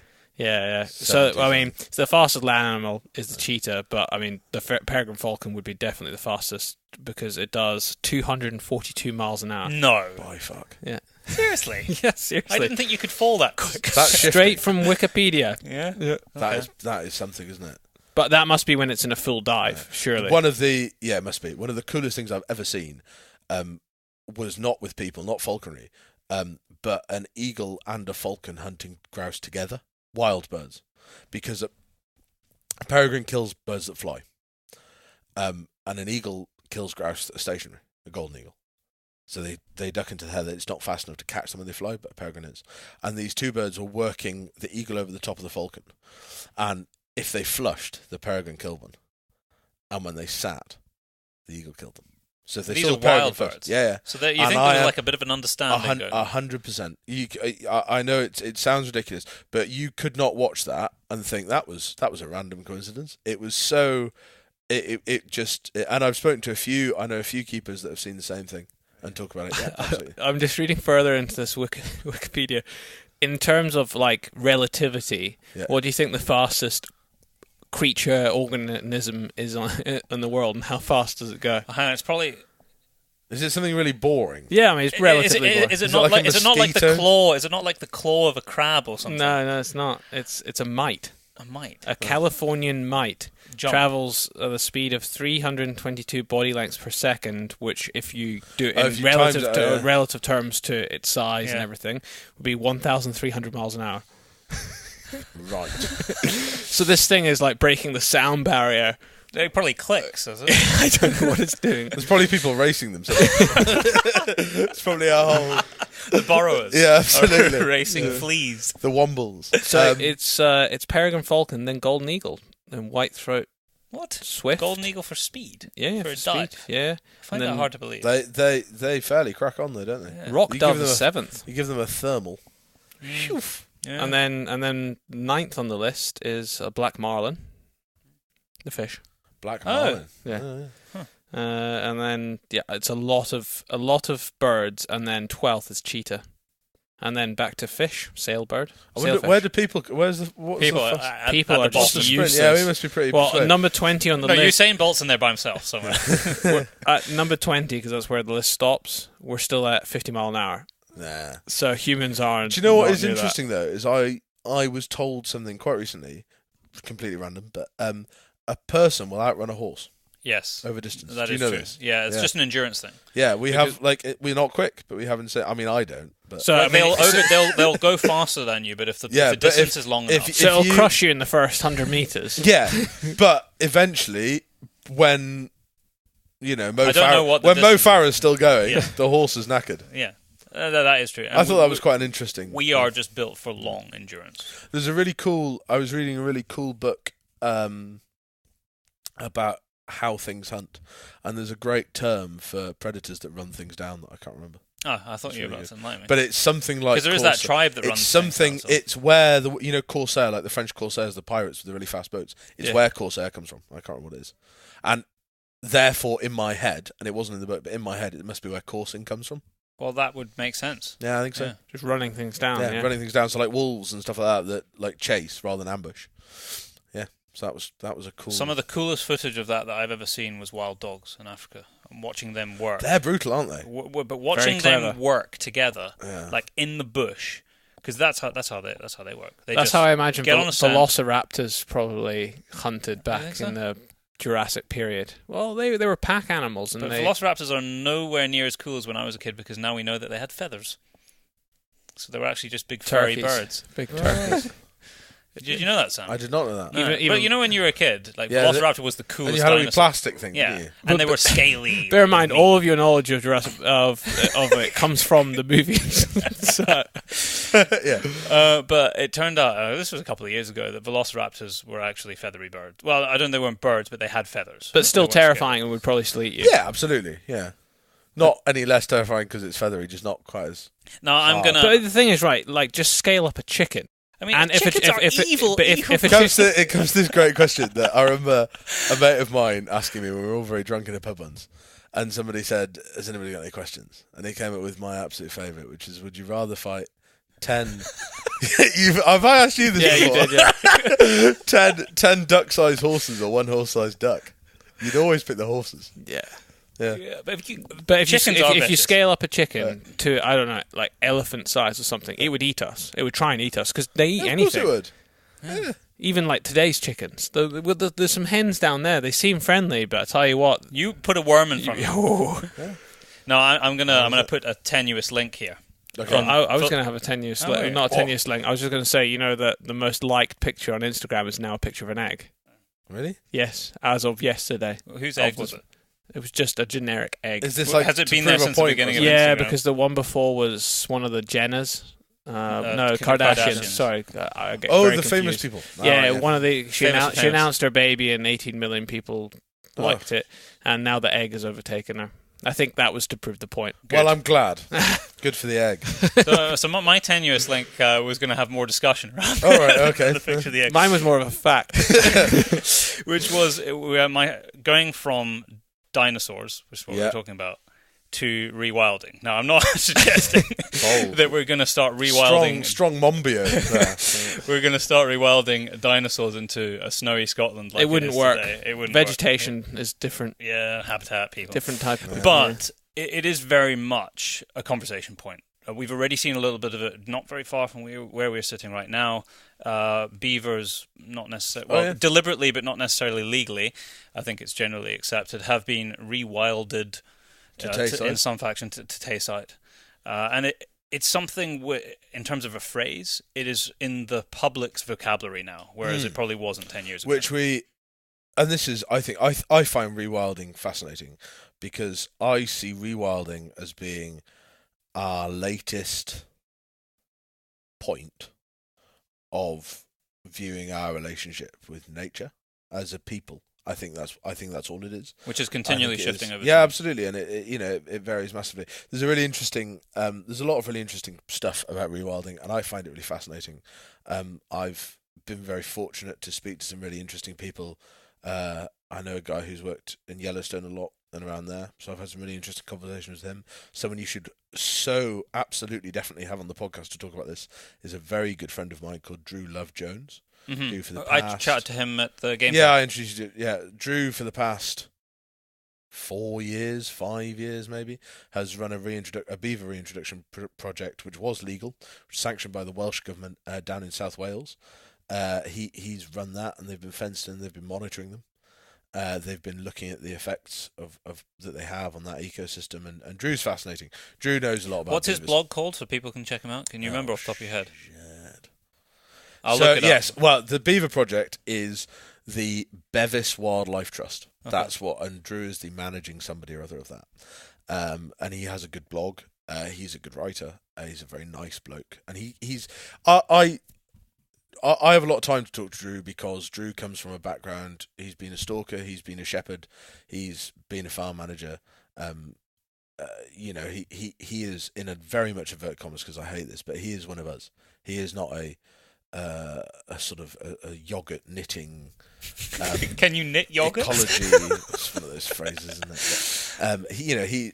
He comes from a background of land management. Mm-hmm. And he is viewing beavers as a land management tool. So he's not involved in it for the sake of it. No, he doesn't think it's cool. I mean, don't get me wrong, he does think it's cool. He's very pro beavers now, in the right situation and with the right management techniques. Blah blah blah. Beavers with sense, I think, is the point. But you should definitely have Drew talk about beavers because it is really interesting, and it's one of those things that I don't know a lot about, but I find really interesting. So where do you think we're going to go with? Where's the? Do you think there's a limit? Are we? Wolves are the species. Well, I remember reading when George Monbiot's book came out, which I think everybody should read because it is interesting. When that came out, I read it, and I remember looking at his big table of stuff that isn't here anymore. Yeah. And I read this probably closer to 10 years ago than anything else. When it very first came out, so I might be wrong, but he had this big chart of stuff that isn't here anymore and the likelihood of getting it back, which I thought was interesting. And he was, he went into the sea. So at that time, beavers would have been one of them. Beaver was definitely one of them. and lynx and wolves and all of these different bears. things that we're seeing. Yeah, bears. He talked about bears. He talked about European brown the bear. elephants that we had at one point.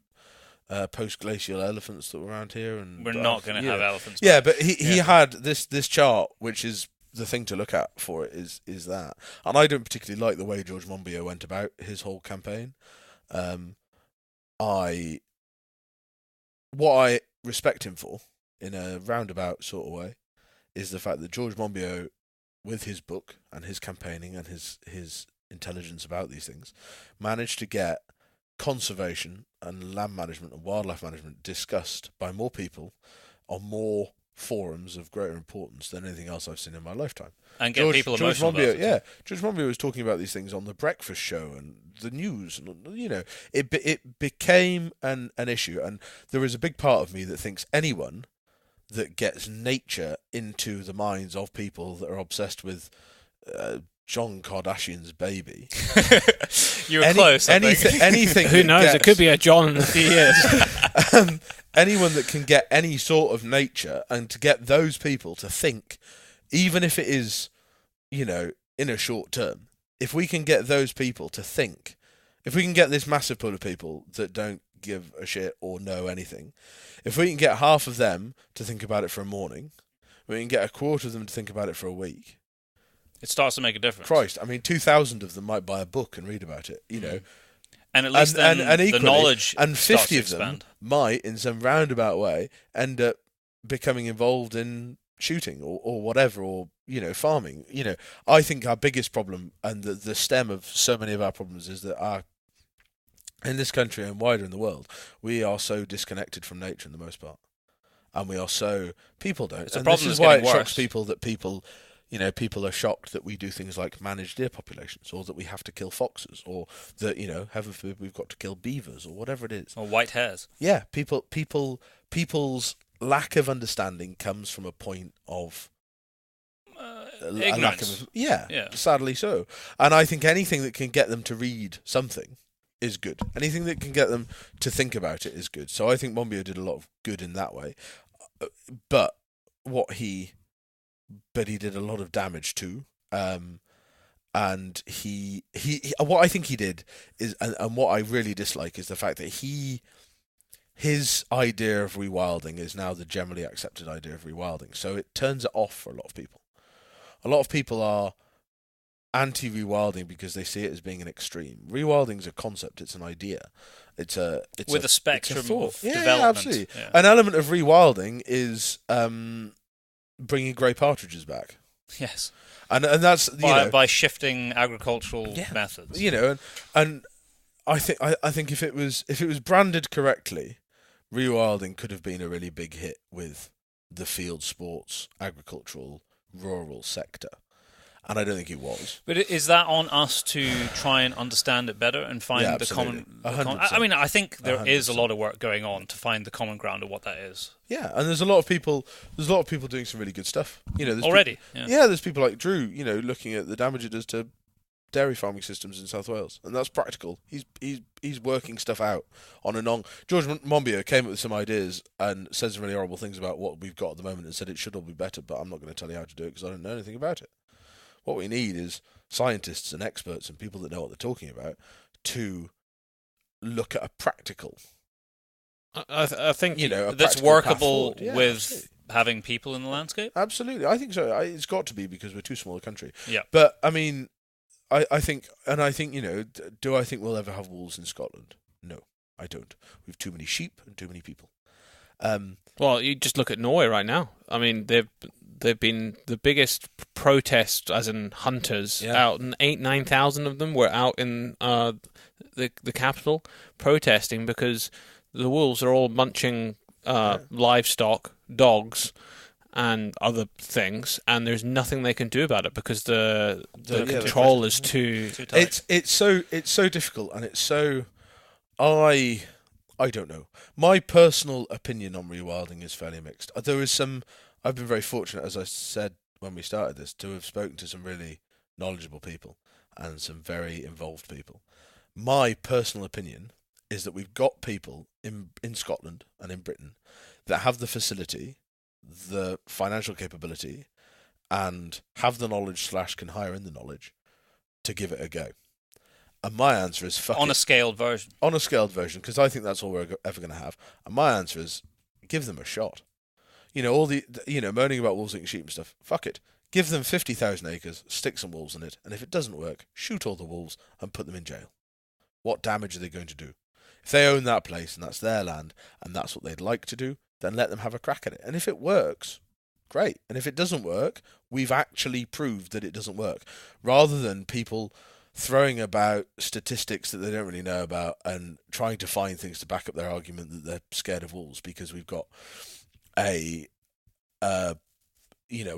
influence. We are so removed from the wolf, right? When they reintroduced wolves to Yellowstone, they hadn't been gone that long. And the argument, the latest thing that I've heard, and like I say, I'm not an expert, but the latest thing I've heard is that even if they hadn't done it, they would have turned up there anyway. I think that would be true. They were coming down from the, there's some great books that you should read by a chap called Carter Neimer, which is Nieymer. Carter Neimer.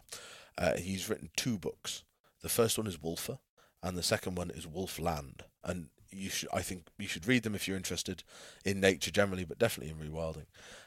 Carter Neimer was a wildlife services trapper who ended up working on and doing a lot of the practical elements of wolf relocation, but he came to it all as essentially their version of a gamekeeper. He was a predator controller.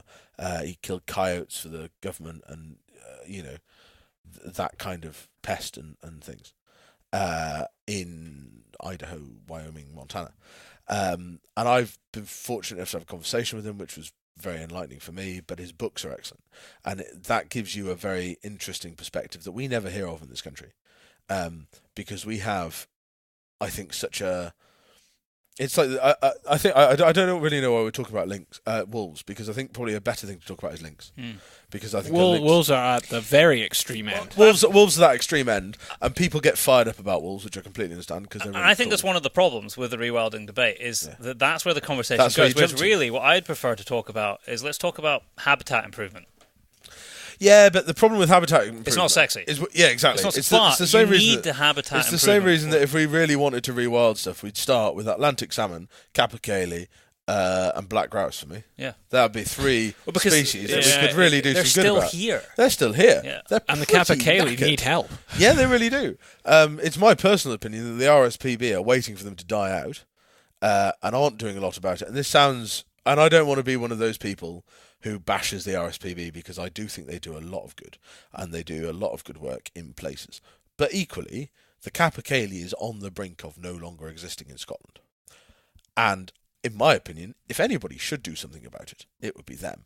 And with all their might that we hear about and all their great fundraising and financial status and everything else, I think they should be campaigning damn hard, and they should be lobbying damn hard for the capercaillie, and they're not doing it. The capercaillie's got, I guess, one habitat, I think, is one of the large issues for them. Yeah. The loss of habitat. They just don't have it because it's quite a unique area, but the excuse of not having them here, it's not really one, because on the continent there's plenty.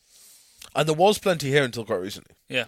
It's a very recent conversation, and they were reintroduced from Scandinavia. Sweden, and Italy. Our capercaillie history is pretty fascinating. There is a big school of thought now, and again, not really an expert, just know a bit, but there's a big school of thought now that they never really went extinct in Scotland because there was just very few. We just couldn't find any. Yeah. I've been lucky that I've done quite a bit of work in capercaillie places. Personally, I think the 3 big problems are habitat, predators, and disturbance.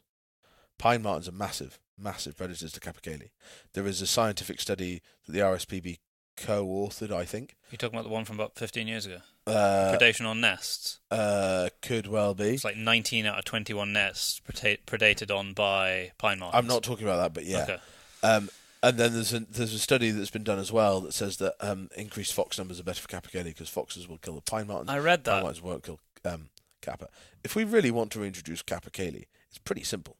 Kill the things that eat capercaillie and promote the things that capercaillie eat and let them get on with it.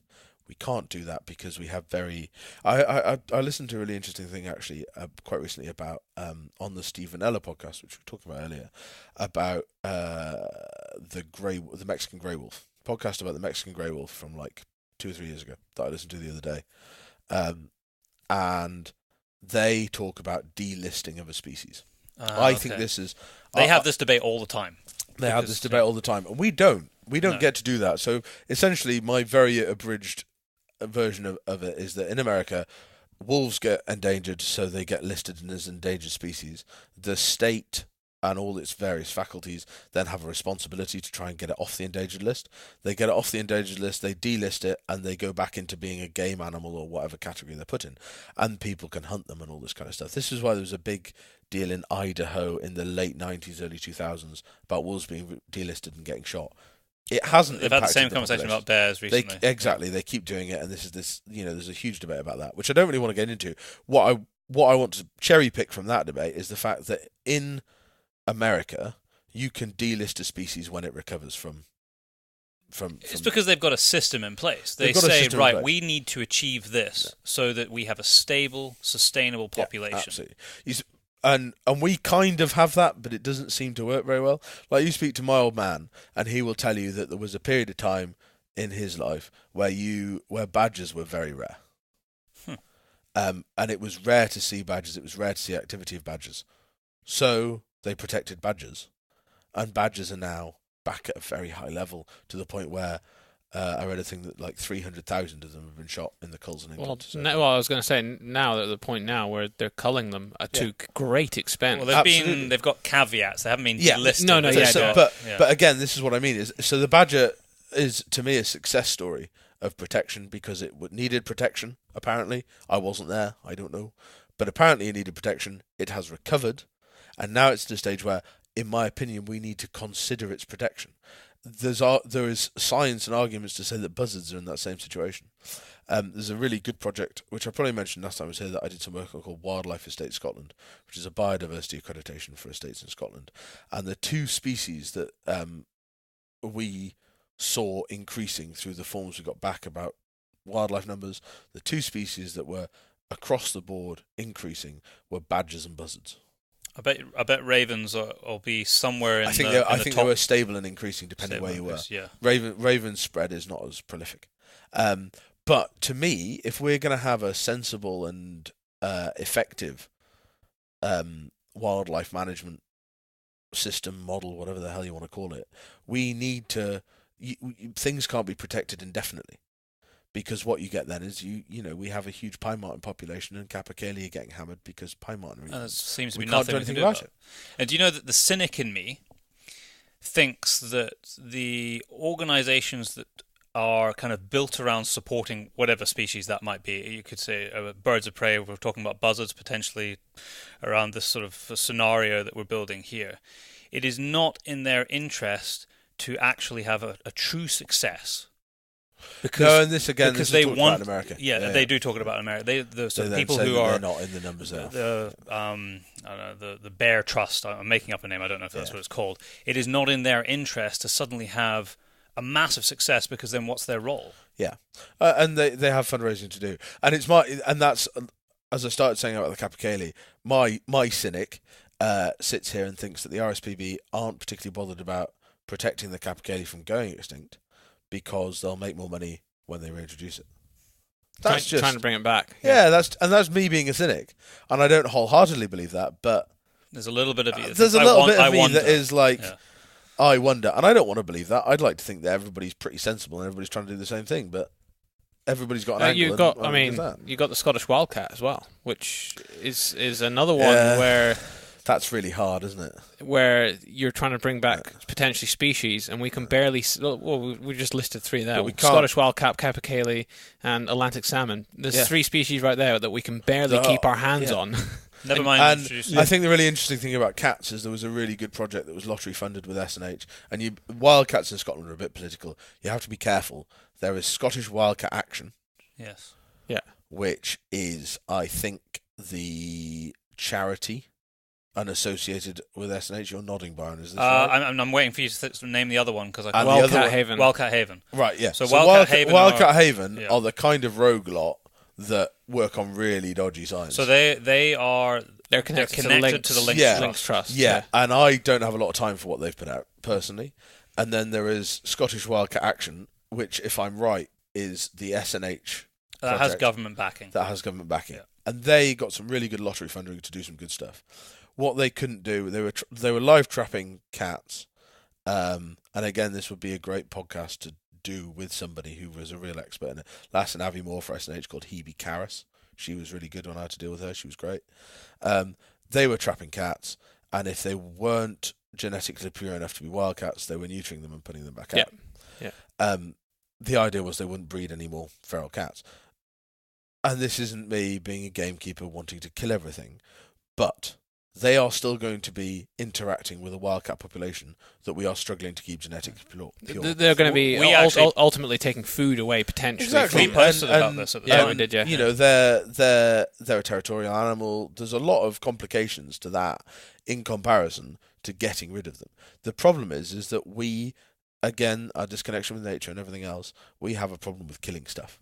And especially cats. Yeah, cats have that domestic link. Absolutely. People feel look at Australia right now. Australia are doing probably one of the biggest culls in the world for the feral cats because their native population. But I mean, from everything from bug to lizard to bigger species, they're They decimating. are like we were talking about mountain lions earlier. Yeah. Cats are just really good at being. They're very good. They're miniature mountain lions. Yeah. That's what feral cats are. If you watch a domestic cat, they are made for killing. That is, if you look at, they're a killing machine, and they're fascinating to watch. You look at how a cat moves, and this is why I think I remember, people talking about dog people and cat people, and dog people don't like cat people because they always look a bit shifty. It's because they move. It's cats move like a predator. 100%. Your Cocker Spaniel does not. No, he moves like a retard. Does not appear. I'm not sat looking at him going, God, look at that tiny wolf over there. No, isn't he cool? Apart from the husky, the husky, the husky's got a bit of it, but not. If the way a cat move, it is like you say, it's a tiny mountain lion. It is a good predator, and they will kill songbirds and everything else. And a feral cat will kill capercaillie and everything else. And they're a predator and a competitor to the wildcat. That to me, the cheap, robust answer is to persecute them. You test them, no genetics, put it down. Do it aesthetically, do it selectively, and do it right. Mm-hmm. But we shouldn't be afraid of killing things. But I think it is changing as well, because I mean a lot of these problems have come from domesticated cats, where they are some of the big kind of cat charities are really encouraging people, saying if you're never going to breed from it, which I would say most people don't, your cat gets neutered straight away. Because they're the ones that are interacting with the feral cats and breeding. And I think the wildcat's on a really sticky wicket generally. And I think it's one of those things that nobody's really sure. I think that was the feeling I got from that project, and it's not maybe a fair recollection because there's a lot of people that know a lot more than I do, but it's almost one of those things that, like, once you've established that you've got genetically pure wildcats, what do you do? How do you improve things for them? And this is where it becomes very challenging. And the fact that we don't have a big lobbying and supporting and a keen force to do anything with it. If they'd put as much effort as they did into Lynx to improving the wildcat, then we'd probably be in a bit more of a situation. And actually, I watched a really good. I've got Netflix recently, which you can Netflix and chill now. Pretty good. I can do. When the internet works, I'll have it. Is it the Lost Tigers of Scotland? Yeah, so I watched that, and it was this Lost Tigers of Scotland, something like that. Yeah. And I was like, ooh, documentary about wildcats. It was like literally the first thing I watched when I got Netflix. And halfway through, they started talking about lynx. I haven't finished watching it, actually. And I was like, well, hold on. Give the wildcats a full programme. Like, they're interesting enough. And it was just like, it was a piggyback thing about reintroducing lynx. Oh, okay. And I was sat there going, no. Like, leave wildcats are interesting and cool enough to have their own programme and to be deserved to be saved. as their own entity. Don't use it to piggyback some links on. They are pretty cool when you look at them because they do look different. They are very cool. Having animals. been lucky enough to spend a bit of time in their habitat, in their areas, in their ecosystems, it's what makes me excited about there being lynx in Scotland, and I am relatively pro lynx. But it is cool. There is something in it when you start finding pads and you can start tracking them a bit, and you know they're there. It's quite exciting. I've seen a few of them, and there is something just quite special about them that is really hard. The only thing I can kind of translate it to is I remember seeing a pod of walkers once off the Sound of Mull, and just being in that presence of something that makes you go ooh and gets you goosebumpy. And you kind of go, ah. It's like being close. For me, it's like being close to seeker deer. We ate some the other day for the first time in ages.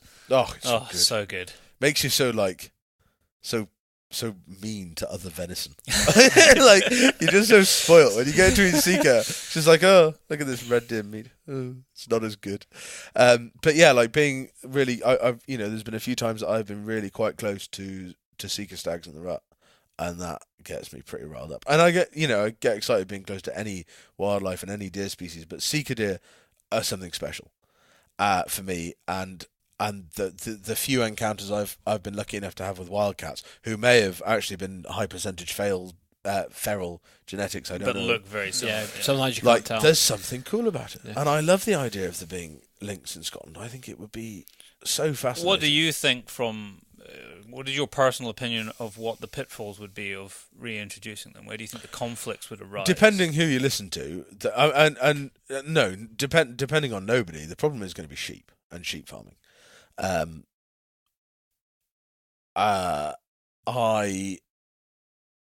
a really the book that the lynx that David Hetherington's written, who works at the Cairngorm National Park, who I think is probably involved in the Lynx Trust, which I think is called The Lynx and Us. The foreword is by Anders Hock-Poulsen. That's a good book. I meant to bring it to lend to you because it's a good book. It's a book worth reading. And in that they are pro lynx, and they detail a lot of case studies and things where lynx aren't a problem with sheep stocks, and they seemingly have the science to back that up. My opinion is that yes, lynx will probably kill sheep, but I'd be quite happy to see some agricultural subsidy to a point going to mitigate that. But I think it's one of those things that, like I said before, let's give it a go. Let's put some lynx out there. Let's put 6 male lynx into somewhere like Kielder, for argument's sake, or that was one of the ones that was where they were getting really excited about recently. But let's pick a wood that suits it, fire some lynx in there with radio tracking collars, and if they cock up and kill everything and we can't cope with them, we'll find them with radio collars, dart them and put them in a zoo, or kill them, or we'll do whatever. But let's have it. My angle now is let's give it a whirl. I know, off the top of my head, I know 3 estates in Scotland that would give it a go, of different sizes. If you said, here's 2 male lynx, kick them out, they go for that happily. I think the issue with much of the debate of species like a lynx is that most of the organizations or people who push such things don't want to have an honest discussion about the... I was about to say backstop. I don't know if I want to use the word backstop with all this the Brexit talk, but yeah, what the real management would be when there's an issue, because they all want to create a scenario where they're shielded and protected indefinitely. Like, I know exactly what you mean. The way I would put it is slightly differently, in that I think we, as rural people who are directly affected by these things in a lot of cases, I think we have a fear based on history of being fed half a story. And that's what the problem is. Yeah. I think that's the problem. I think we have got there is significant evidence of us being fed half truths and half stories, and I think that my father hardly entertains the idea of rewilding and putting a lynx in, because he just doesn't trust the idea, and he isn't interested in finding out more about it. He's quite close-minded about it. We don't need them. And there is a definite angle as well with all of these things, that there's a reason that we wipe them out. Historically, when life was considerably harder, we had considerably less technology, we had considerably less disposable income and means for these things. We put a hell of a lot of time and effort into killing things like lynx and wolves and bears. And there's equally an argument, I think, that we would probably have lynx in this country if we weren't an island. Yeah, they've repopulated a lot of Europe. Yeah. So that would be so much easier. I think if we were talking about the lynx that had turned up in Lothian, that had walked across the Dogger land, if that was still there, it wouldn't be the same as someone actively putting them there. Because I think as soon as people start about reintroducing things, they're either saying it openly, like Monbiot is, or they're sort of it's being said. Yeah, they're inferring that. The way our rural places, our wild places, whatever you want to call them, the way they've been managed isn't good enough, and we've made a mistake. And that's a hard thing to hear if you've got generations of your family invested in that. I've got pictures of my grandmother's grandfather standing at his farm with his shotgun and his dog, and all these things go back. And as soon as somebody criticises, we're a defensive people. We've seen fox hunting taken away from us. We see significant attacks, in inverted commas, on our way of life frequently. And we have this instantly defensive standpoint, which I am guilty of taking sometimes and am definitely understanding of. And I think that's the whole problem. A lot of the problem, not the whole problem, but a lot of the problem with rewilding is because it is... George Monbiot saying that the sheep in the Lake District have destroyed the ecosystem is very hard to hear if you're a sheep farmer in Lakeland. And Frank Fraser-Darling calling the Scottish Highlands a wet desert is very hard to hear if you're a Highland deerstalker, or a Highland gamekeeper, or a Highland farmer, whatever it is. But at the same time, I think we are all aware that we need a diversity of ecosystems, and I am quite pro seeing. I've been lucky enough to work in Caledonian Forest, some of the oldest Caledonian forest in Scotland, and it's a very special place. It is, and I've taken people unique. there. I've been lucky enough to take people there who were shooting people, who were hunting people, whatever they were. I've taken people there, and I've never had one of them not say, "God, this is a very special place." There is something about an old growth Caledonian forest, in the same way that I've been in some oak woodlands down in England that had a similar feel to them. It's like those big forests are like nature's cathedrals or something. There's something. That's a nice way of putting it. Yeah, that's a good way of putting it. There's something in a forest, and in an ancient forest, that I think is very close to where we've come from. And like I say, some of those people I've taken to Caledonian Forest are very anti-rewilding, and they're very anti, or almost maybe not anti, that they are biased against planting more trees and rewilding and that kind of stuff, because they love shooting grouse and stalking deer and things like that are associated with our managed heather hill. But you take them into a Caledonian Forest, and they all think it's special. But the thing is, it doesn't need to be one. It doesn't need to be all or nothing. No, and that's it. And I think a lot of people view it like that. That's you're exactly right, and I think it is.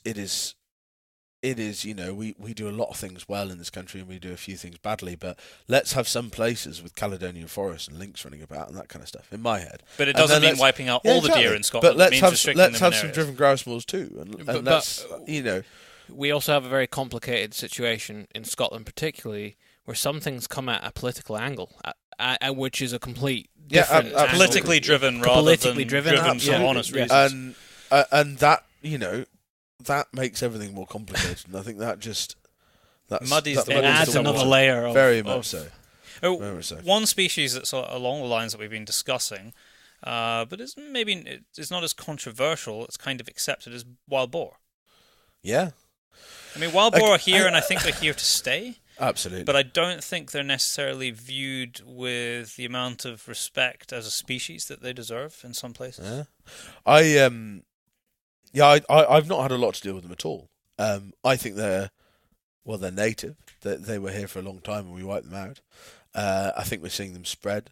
and I think we will continue to see them spread because their habitat that they've been in for now quite a long time, which was a lot of wet, really, really fucking miserable West Coast commercial forestry, is getting harvested. Yeah. And they're being pushed from that, and they're being pushed east, and they're being pushed north, as far as my understanding of it is. There's a good population and north that's, as well, and that is putting wild boar into contact with places where they can do damage, because they're not a commercial Sitka spruce forestry, and it's putting them in contact with people. And I think when wild boar get into the Carse of Stirling or the great barley farms of Aberdeenshire and then you'll see the conflict. I think we're going to see the conflict that we see in Germany at the moment. But in the environment that they truly enjoy, and in our magical Caledonian forest or whatever it is, it's good for them, and it's very, very good for that habitat as well. You speak to any forester, and they'll talk about the benefits of having pigs in a wood. Yeah, they're always overturning the leaf. You know, pigs are pretty good things. There's a really great, not a project, it's a business, but Linebrec Croft, just in the North Cairngorms, south of Aviemore. They're doing a lot of cool stuff with pigs and woodland crofting and that kind of stuff. Using them as part of the agricultural system. Not wild boar, just pigs. Just pigs. But if you can do it with pigs, you might as well do it with wild pigs. The thing is, most of Europe manage their pig population, and in parts of Germany, they've got this great history of it too. They have a great history, which we might have had, but it's certainly been lost because we haven't had boar in great numbers for many, many years. I don't actually know what the length of time I think what's really interesting and what's going to be really telling, and I view this as an outsider because I've had nothing to do with it, but most of the wild boar management, in inverted commas, as in culling, that's happening in Scotland at the moment, I think is happening using night vision equipment, thermal equipment, spotlights, that kind of stuff. Yeah, I think a lot of it's been done in forestry, which is completely legal. A lot of it's forestry based. A lot of it is then, in Dumfriesshire they've been doing this for quite a long time. But I think what's really interesting is, in my limited conversations with Germans and Europeans generally, they have like a fine system for people shooting lead sows. Yeah, they have a. I've just been. They have a massive, complex management system around wild boar that they do to manage wild boar. They want a proper age structure. Yeah. And that the has benefits for their impacts on the environment, as far as I understand. Yep. And we've got lads shooting pigs. Any pig. And I think that might be really telling because from my very limited understanding of how they disperse and how breaking up sounder, that's the correct term, isn't it? Sounder of wild boar. Breaking up that structure can impact the population. If you shoot the lead sow, then it goes from only her breeding to other sows breeding. So younger sows breeding. And all these things. I think this could be a situation, if we're not careful, where active management does the opposite of what we think it's going to do, and we all end up in a worse shape. I've spoken to a few Germans about this, particularly two that are very, very knowledgeable because they kind of studied it in Germany. If you indiscriminately shoot wild boar, your population increases. That's the bottom line of what I've heard too. Yeah. So why do you think, as a hunting community in this country, and as a species that we can legitimately and legally hunt, why aren't we actually being proactive about a species that we are still in kind of control of suggesting how we would manage it and actually doing something that would be science-based with it, rather than indiscriminately culling? Because as a species that people can enjoy hunting, and they taste bloody good, and what an end product you get. Absolutely, it's an incredible asset, or it could be. It is. I think I've two answers to that. The first one is a bit more factual, and the second one is probably more my opinion. The factual answer, I think, is that they're a massive pest in forestry situations, especially for young plantations. In young plantations where deer are, and therefore I think our gut reaction is the forester's reaction, as it is to so many animals, is to kill them all, preferably immediately, and before they do too much damage. And therefore you get people like myself whose job it is to kill stuff that we're told to kill, and we start shooting them. And we shoot them when we see them, and we go and lamp them, or we shoot them with night vis, or we do whatever, and we shoot them. Whatever you have a license to do. Yeah, exactly. And kind of management obligations and management practices go out the window when somebody's paying you an amount of money to kill something. And that's it's management for the trees. Absolutely. Yeah. Which you can't, like the forestry people, that is their livelihood. That you can't blame them for looking after. But equally, and this is a slightly more deer management point, but it's something that really riles me, is how little the forest industry listens to the wildlife management industry. It is ridiculous. Since Ronnie Rose and the Estelle Moore project, which if you're not familiar with, look up. His book is interesting. What they did at Estelle Moore with relation to deer numbers and how deer management affect tree management is fascinating. But we still don't have intelligent forest design for deer management. We still plant everything and just accept that we're going to lose 25% of it and shoot all the deer we can. And then it grows to a point that we don't have any open ground and they still expect us to shoot loads of deer. Which is the complete opposite to the way they manage forestry on the continent. In the continent, places like Scandinavia, where I studied forestry at college, and we were always being preached to about this hallowed management system they use in the continent. But we just sit here doing the same old thing that doesn't really work that well, but we just keep doing it over and over again. Leave open areas around things like streams. You're not going to grow good timber there anyway, and it means we can shoot deer, which are a massive pest to you. And it's better for downstream. And on a very, very basic level, and I was having this conversation last night with some friends that I was with. They do a lot of plantation management, managing rabbits, hares, deer in plantations. And they're dealing with a forestry company that is planting trees before they finish the fence. That's not clever. No. I've always said, before you plough, before you plant, before you turf, whatever you're going to do, put the fence up, kill everything inside the fence, and then start planting the trees. And then you've only got to deal with what's coming in rather than what's already in there. But that isn't accepted. So I think from a wild boar point of view, I think that influences people. I think the fact that you've got foresters saying, kill them all, I think that's an influence.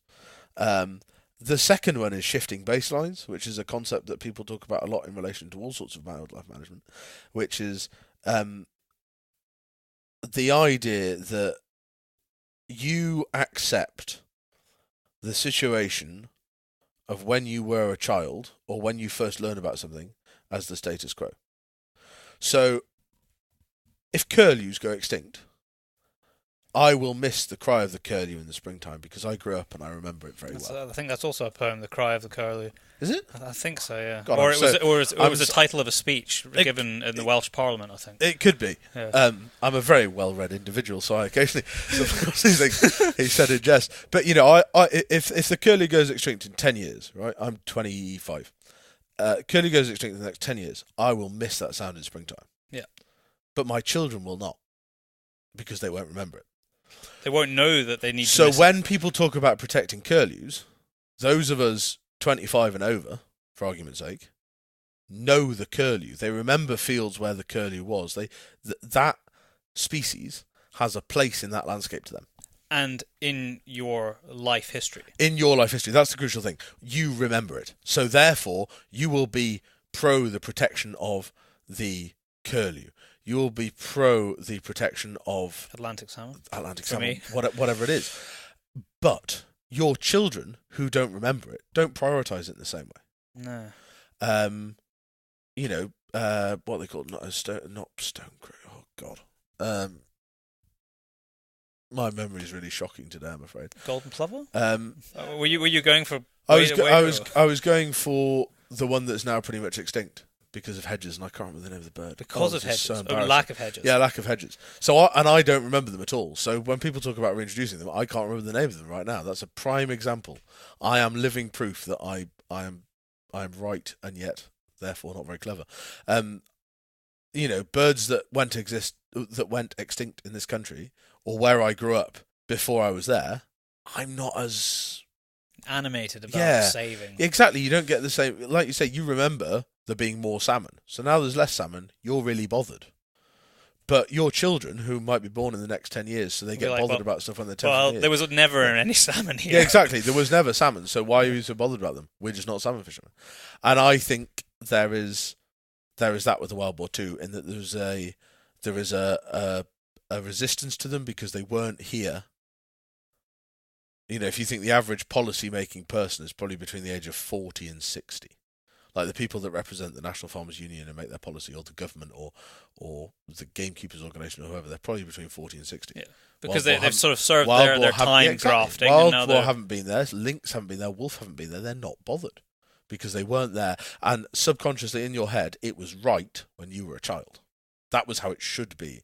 And I'm that's sure the shift, probably does shifting carry a lot of baseline weight. parium or something like that. Paradigm, yeah. Paradigm. It's a proper scientific thing that I'm not clever enough to understand. But that's the basic. I'm really annoyed. I think I heard Dick. No, not Dick. Dick Balharry's son. What's his first name? Oh, Richard. I don't think it is. He was talking about it at a chat at Scone Palace Game Fair, right? Last year, all on rewilding, right? Shifting baselines. Yeah, that would be about right. Sorry, I'm presently being very rude. Byron, Daryl, with your internet, can you try and find out what this bird is that I can't remember? Yes, I'll tell you what we're going to do. I'm currently looking right now. Daryl can look up the bird. I'm going to take a toilet break because we've been talking for a long time. Have we? And also I can go and put some wood on the fire because I'm also getting cold. Probably a very good idea. And then we can pick it up from here and talk about our social responsibility, because I know it was one of the things on our list to try and touch base on today. Shall we also get a coffee? Shall we have a little break? Let's do that as well. Cool. And we're back. We're coffeed up. We've got the fire on, so I'm no longer freezing my nuts off. We were going to talk about social responsibilities, but we've decided, since we've actually talked for 2 hours already, we hadn't realised how long we've been talking shit for, that we are going to instead... Oh, well, actually, before we skip to what we're going to skip to, we found the bird that you were talking about that disappeared. I hope you remembered now. The corn crake was the word I was looking for, which is a red level in the UK, so it's sort of critically endangered. I can't say I've ever seen one in my life. No, I've never seen one. I don't think I have. So, I'll tell you what I did see, which is either red or amber listed. So I see them every time I go out onto the foreshore. Is redshanks. I'm going to Google that right now. And I see quite a lot of redshanks up on the moors. I saw something the other day that was really cool. I saw a Slavonian grebe. Oh yes, I know what that looks like. Yeah, and I want to know if that's endangered or not. But how many different grebes are there? Because a lot. I think there's a lot of grebes. Yeah, and they all have a similar look about them, being the same family. The horned grebe or Slavonian grebe is a relatively small water bird in the family. Ooh. Oh, is this pronunciation time? Podicipidae. I'm sure that's exactly. Well, probably not. Much. You would think that this would be. Apparently, this is from the RSPB's website. There's that's 25,000 breeding pairs of what? Of redshanks in the UK. Oh, redshanks, yeah. Okay. Yeah. 130,000 wintering ones. So I wonder where they actually on top of that. On top of that. Shall we listen to the noise of the Slavonian grebe? If you can. Where's that from? RSPB website. I thought you didn't have internet. It's got one little bar of wood. Oh.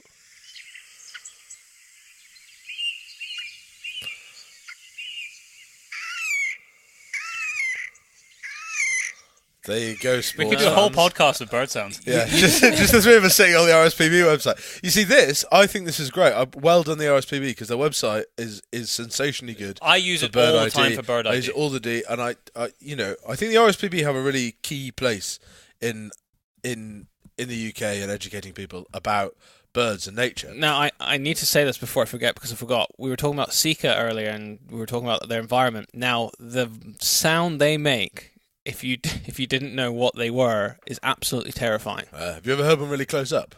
Well, yeah, relatively close up. It's like stabbing a child. It is the most horrifically petrifying. They whistle. Sika do whistle, but they don't. They scream. Yeah. And Sika stags make the most harrowing call. And I've only ever really experienced it just as it's getting dark in a wood, and it is just... Awesome. Put it this way, I had a guest once, and he shot a stag on the hill. No, what I'll do is... Are you going to imitate? I'm going to insert it here.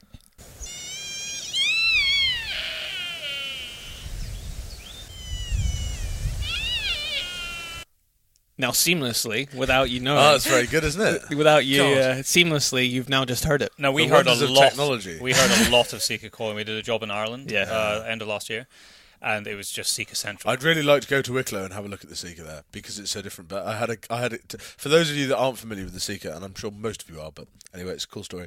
I had a guest stalking a few years ago, and he shot his red stag quite early on in the morning, and he was wondering what else he could do that day. And I said, well, I'll put you in a high seat.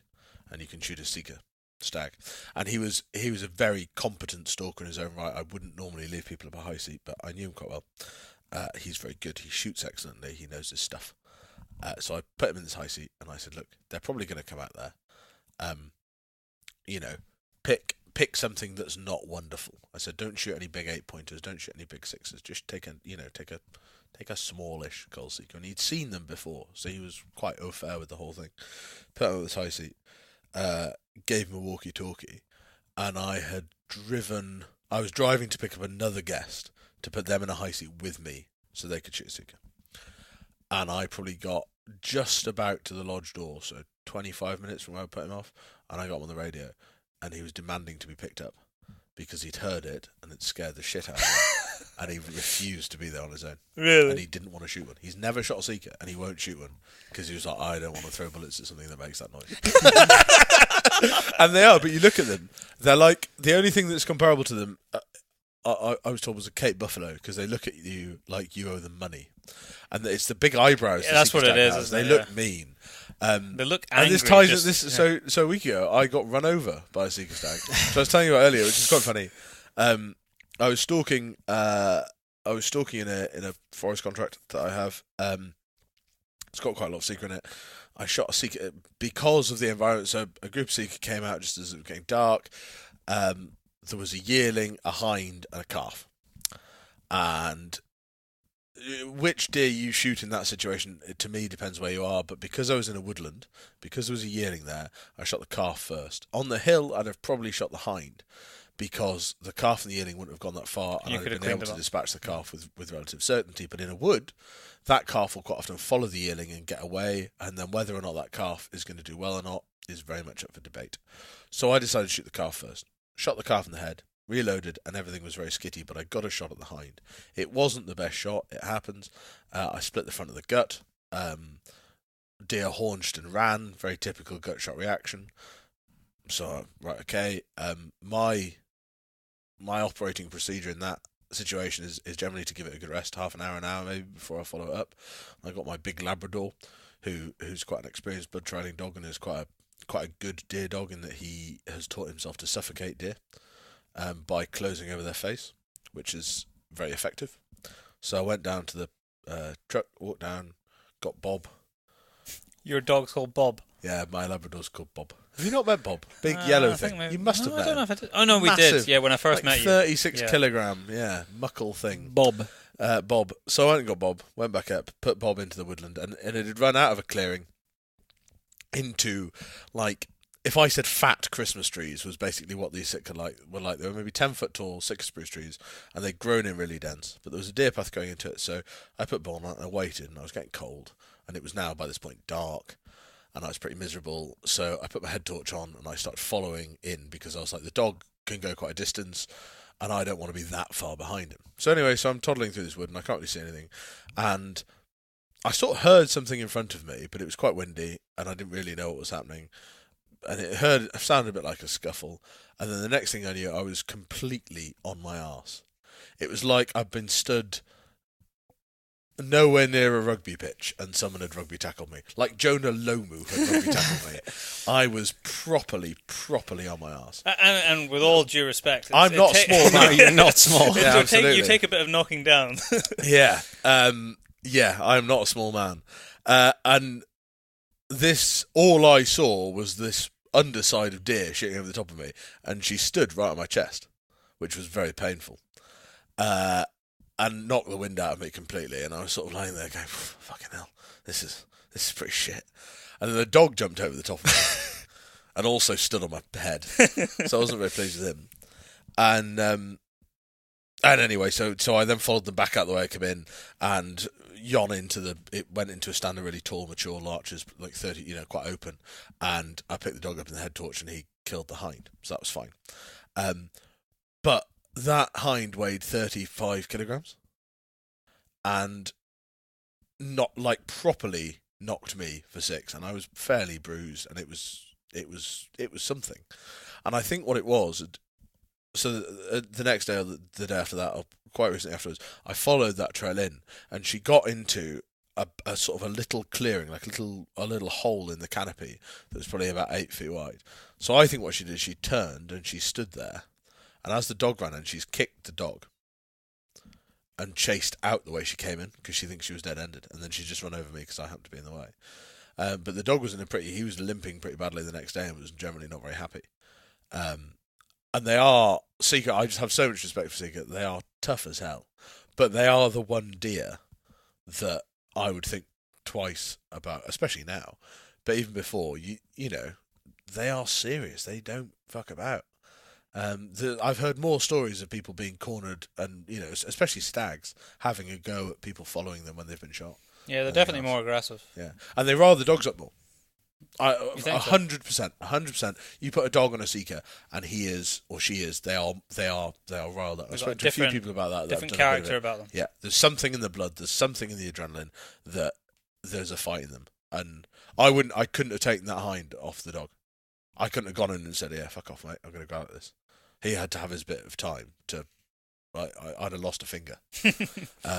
So that was a minor side story about Seeker. Sorry, it just shows you the importance of having a dog when you're doing. Yeah, in that sort of camera, it's pretty hard to do without a decent dog, and there's the tracking services that you can call up on and stuff. But Sam, I'm gonna ask you to not play with your cable. Oh, sorry. You can play with anything else on your person because because I don't like doing that publicly. You're getting handling noise through your microphone. Oh, is that really a thing? Yeah, it's actually handling noise. I'm fidgeting. Now, to kind of wrap this up, but to go back to what you were talking about just before you gave us your anecdote. I was distracted you with Seeker. You were just saying how great the RSPB's website was. Yeah. And it is a resource that I use all the time, especially on the foreshore, because invariably you see stuff I don't know what it is. Just don't know. Look at my binos and check it, listen to the sounds, or you might hear a sound you don't know. So it's awesome for that. And I would love to see a situation in the future where there isn't this immediate knee-jerk negative reaction towards an organization like that does do a lot of good things. They might not agree with us on any number of aspects and maybe haven't necessarily been friendly themselves, but I think we've probably given as good as we've got in some circumstances. But that kind of brings me to organizations and things that are happening now. There's a lot going on, particularly in Scotland. We were hounds were hunting with hounds has been brought up just in the last couple of days. But an organisation which didn't exist a year ago, or certainly didn't exist 18 months ago. Yeah. And we had a chat about this, didn't we? We're talking about the BGA. Yeah. Yeah. But seems to be doing a lot of good things in the right direction is the BGA. Yeah. British Game Alliance. Yeah. In terms of promoting game as a food source. What's your take been on it? Because, to be honest, I've been, and still am a little bit, I've been very impressed recently, but pretty reserved as to how successful they were going to be, and I still want to see more of the direction, but you can't you're take. Scottish, so you're naturally negative about new things. You can't take away from the effort that's been put in. Certainly from what I've seen recently. Absolutely not. No, I think it's I have a few thoughts about this kind of thing. I don't actually think we needed a new organisation. I think that was I don't think that was a bad move. What I'd like to see is one organisation, which we don't have. I don't think we'll ever have. There's too many politics around it. People are too tribal.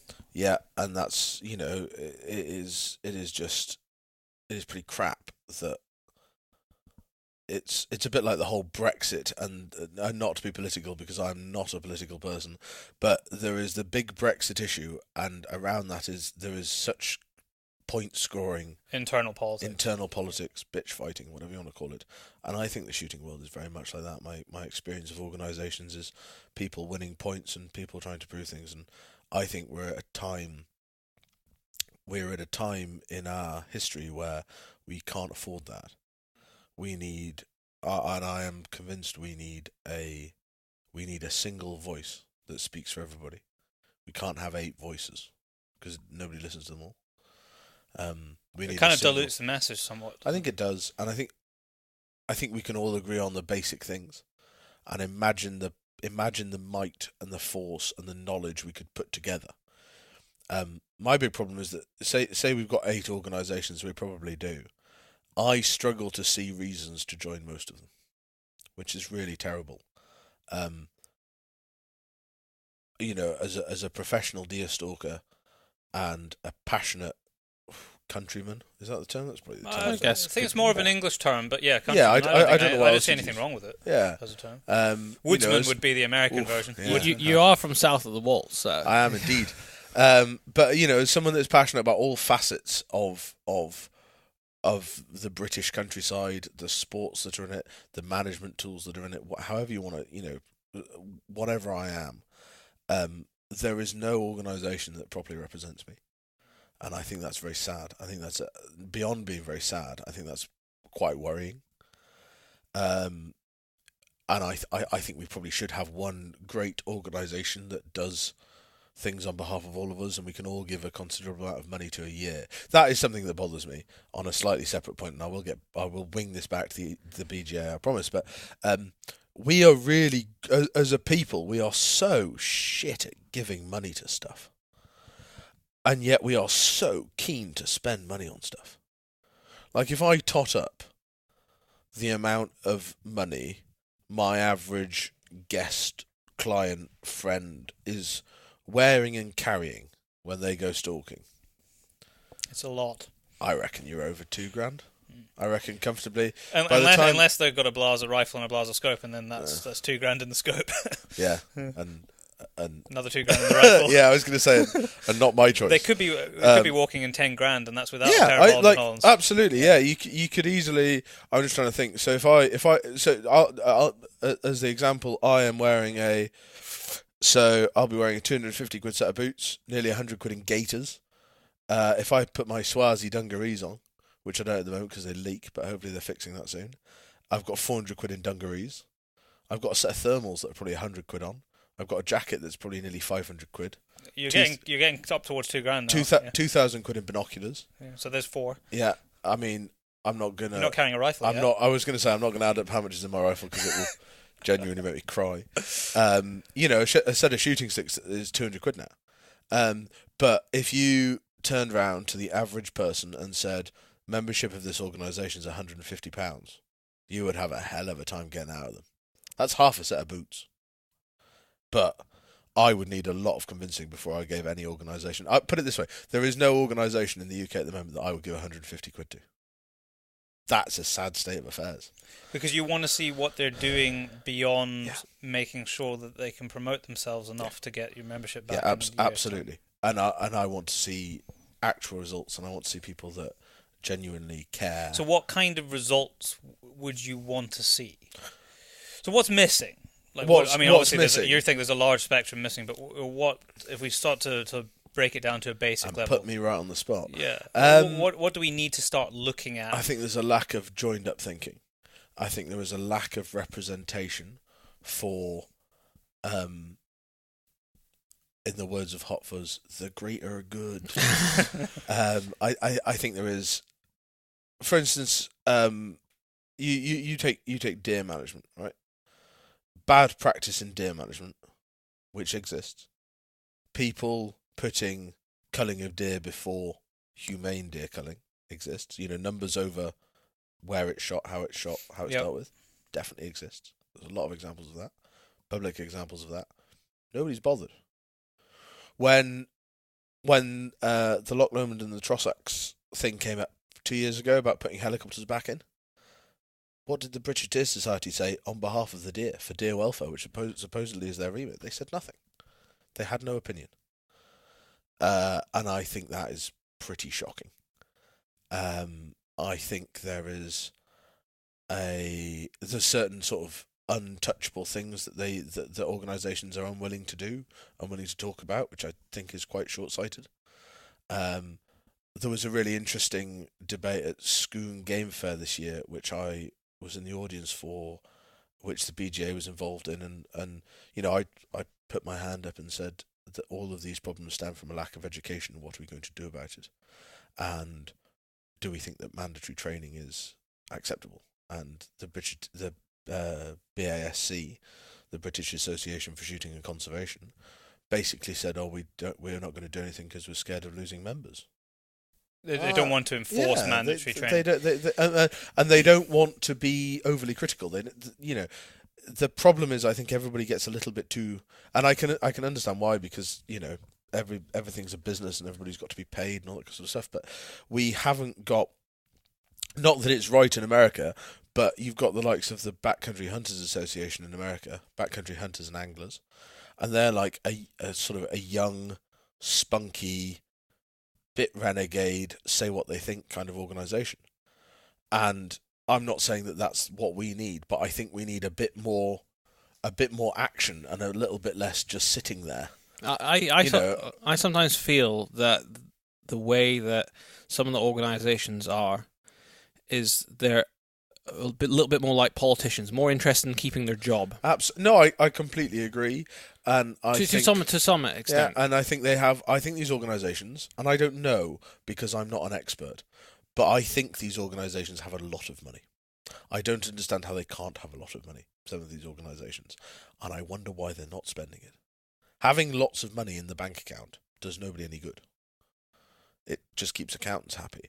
Let's spend a shitload of money lobbying about what matters to their membership, because I don't think that's happening. I'm not saying that they're not lobbying, I think they are, but I think that there is a lot of unspent money that could be used for something. I think there's a lot of wasted money. Employing people for the sake of employing people. And I think that's right, and it's hard because nobody ever wants to know examples, but let's look at the Basque Media Centre that we will all remember being built. Yeah.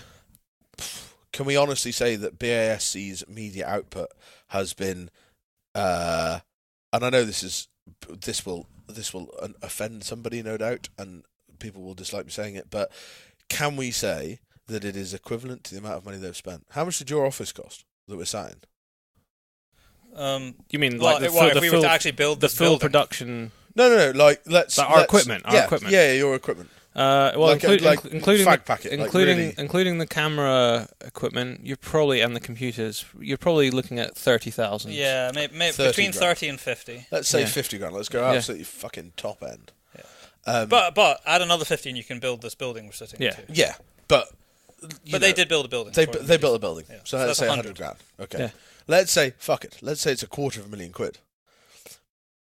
Look at your output, and this isn't blowing smoke at your ass because I hate doing that. We didn't pay him to say this. No, they didn't, and I wouldn't because I don't really like them. But look at your output and the expense of your output and what it has done, and then look at what that media centre's produced. That was £1 million. I thought it was more. Is it more? I thought it maybe was the number I had in my mind. I had £1 million in my head as well. Yeah. I thought it was £2.5 million they spent. Maybe even if it's $1 million, it's a lot of money.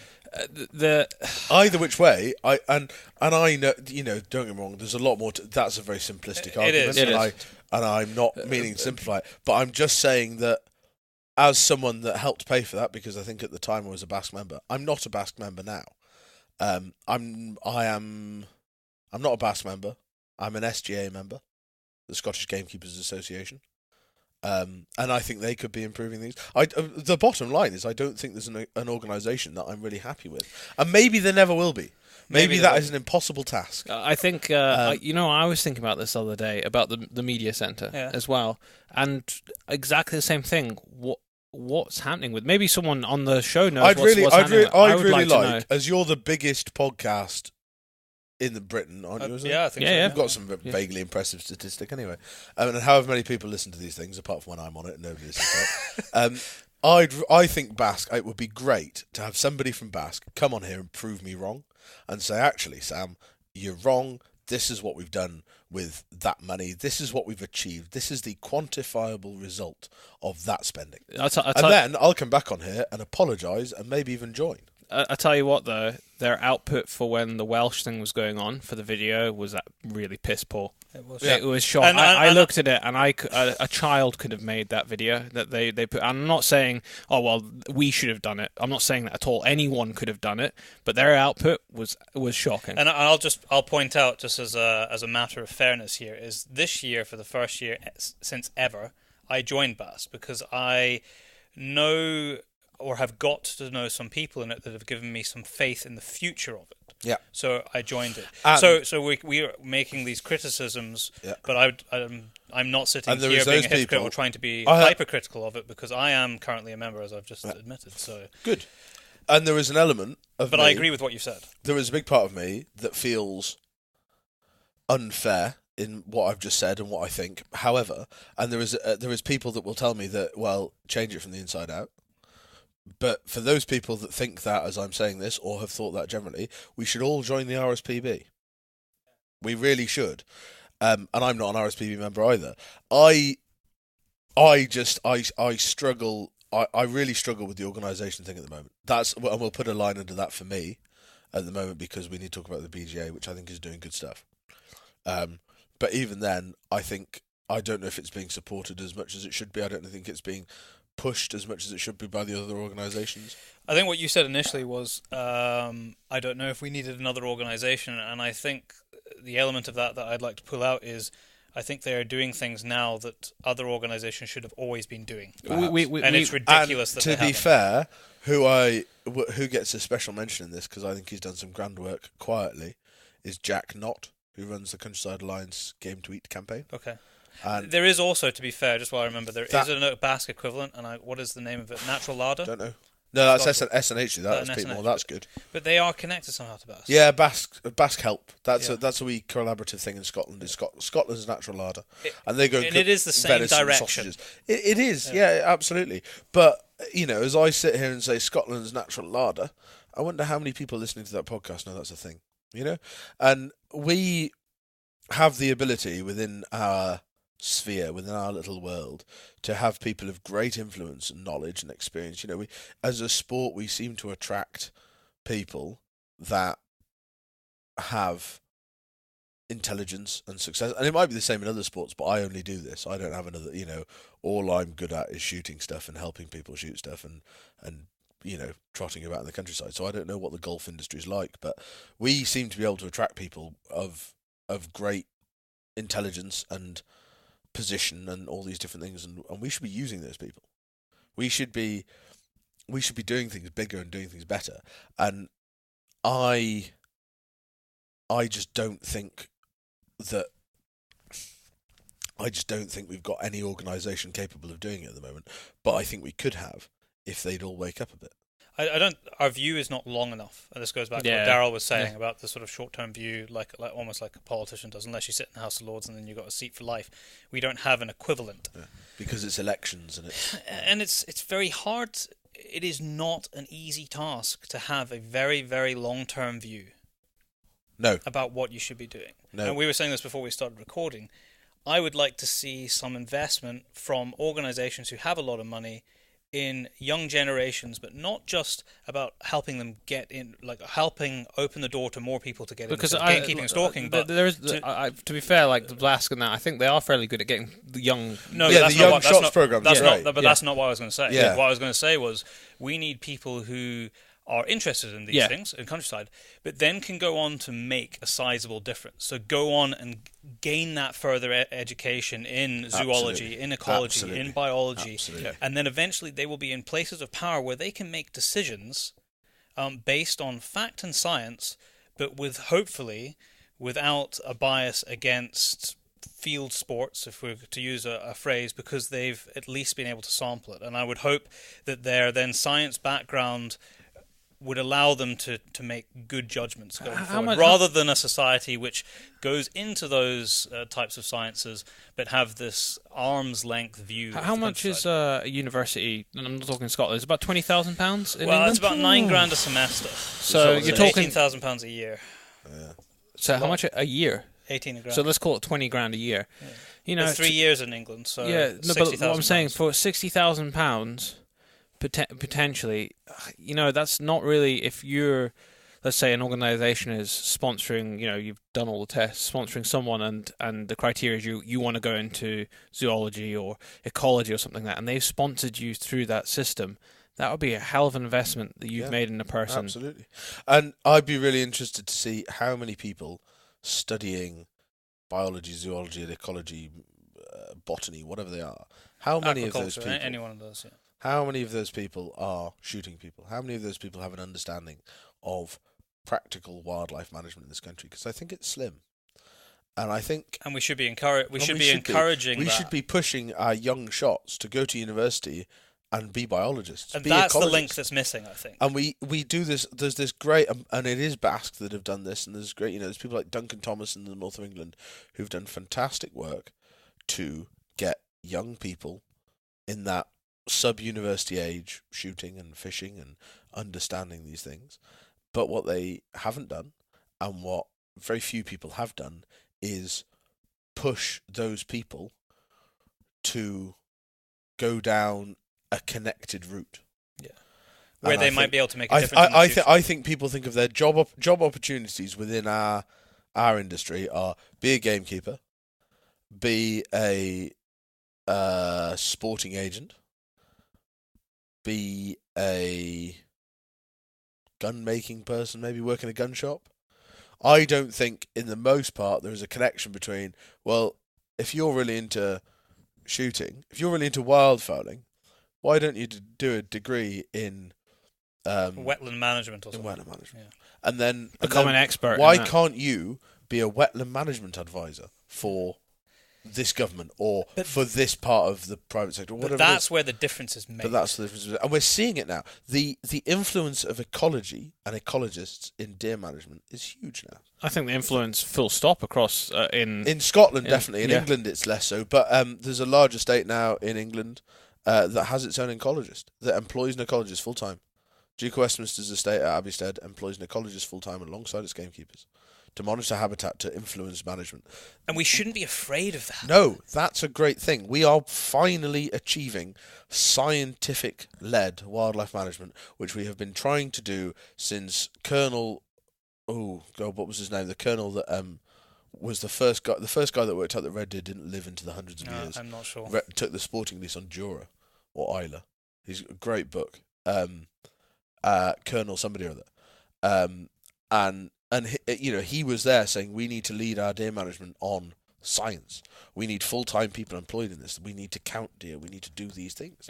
And we're getting there. It's hard to when you particularly, like, let's say a shooting estate has an ecologist full-time and they've been practicing scientific approaches to management. It is hard then for someone to come in and go, you're doing this wrong. Exactly. Because then they go, well, actually, this is the... really good mate of mine is a grouse keeper.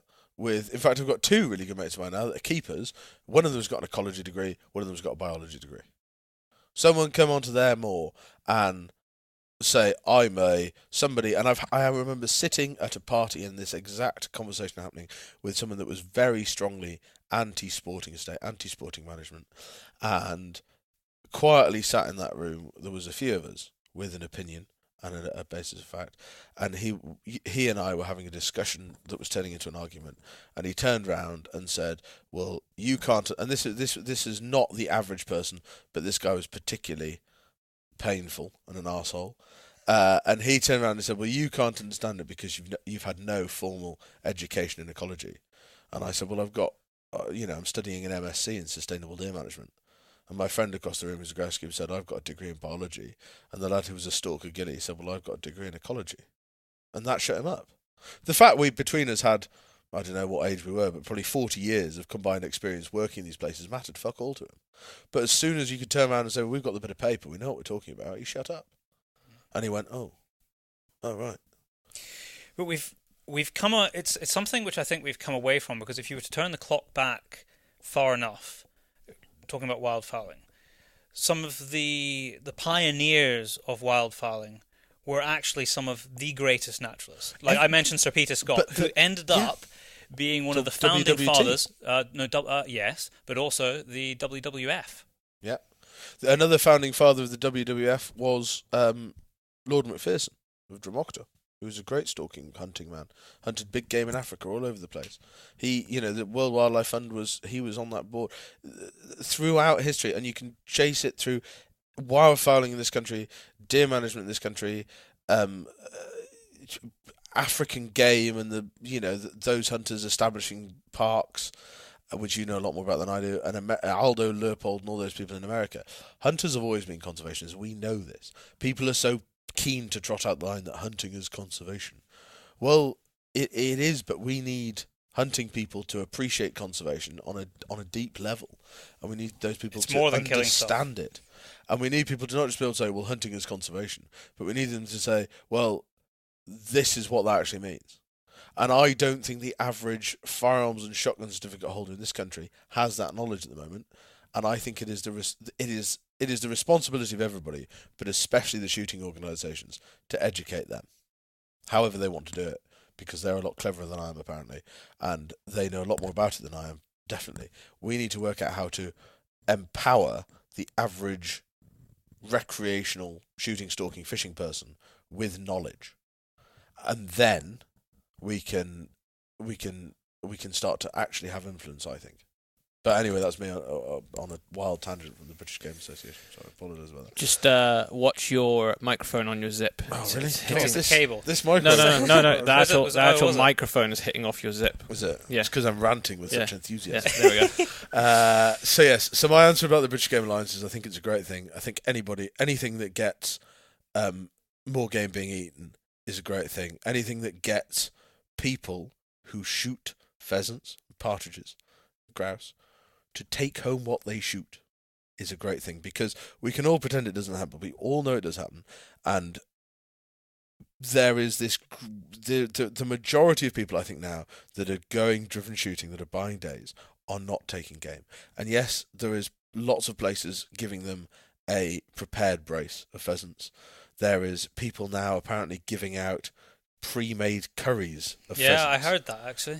But I'm afraid I don't think that's good enough. I think we need people. The responsibility lies on the people pulling the trigger. I think it does, and I think we need those people to, without thinking, take home birds in the feather and know how to prepare them, and see that as being just as important part of as having the right tweeds or having the right gun or whatever it is. Because it should be. It always was. Just on another note, the British Game Alliance, we actually saw it last week, was it doing something that we've been talking about for bloody years. They were in the middle of London, which is the highest dense population in the UK, with game to try and game cards of what you're eating, protein, all these kind of things in the very busy centre. They had it live on Instagram, so the social media is going pretty well.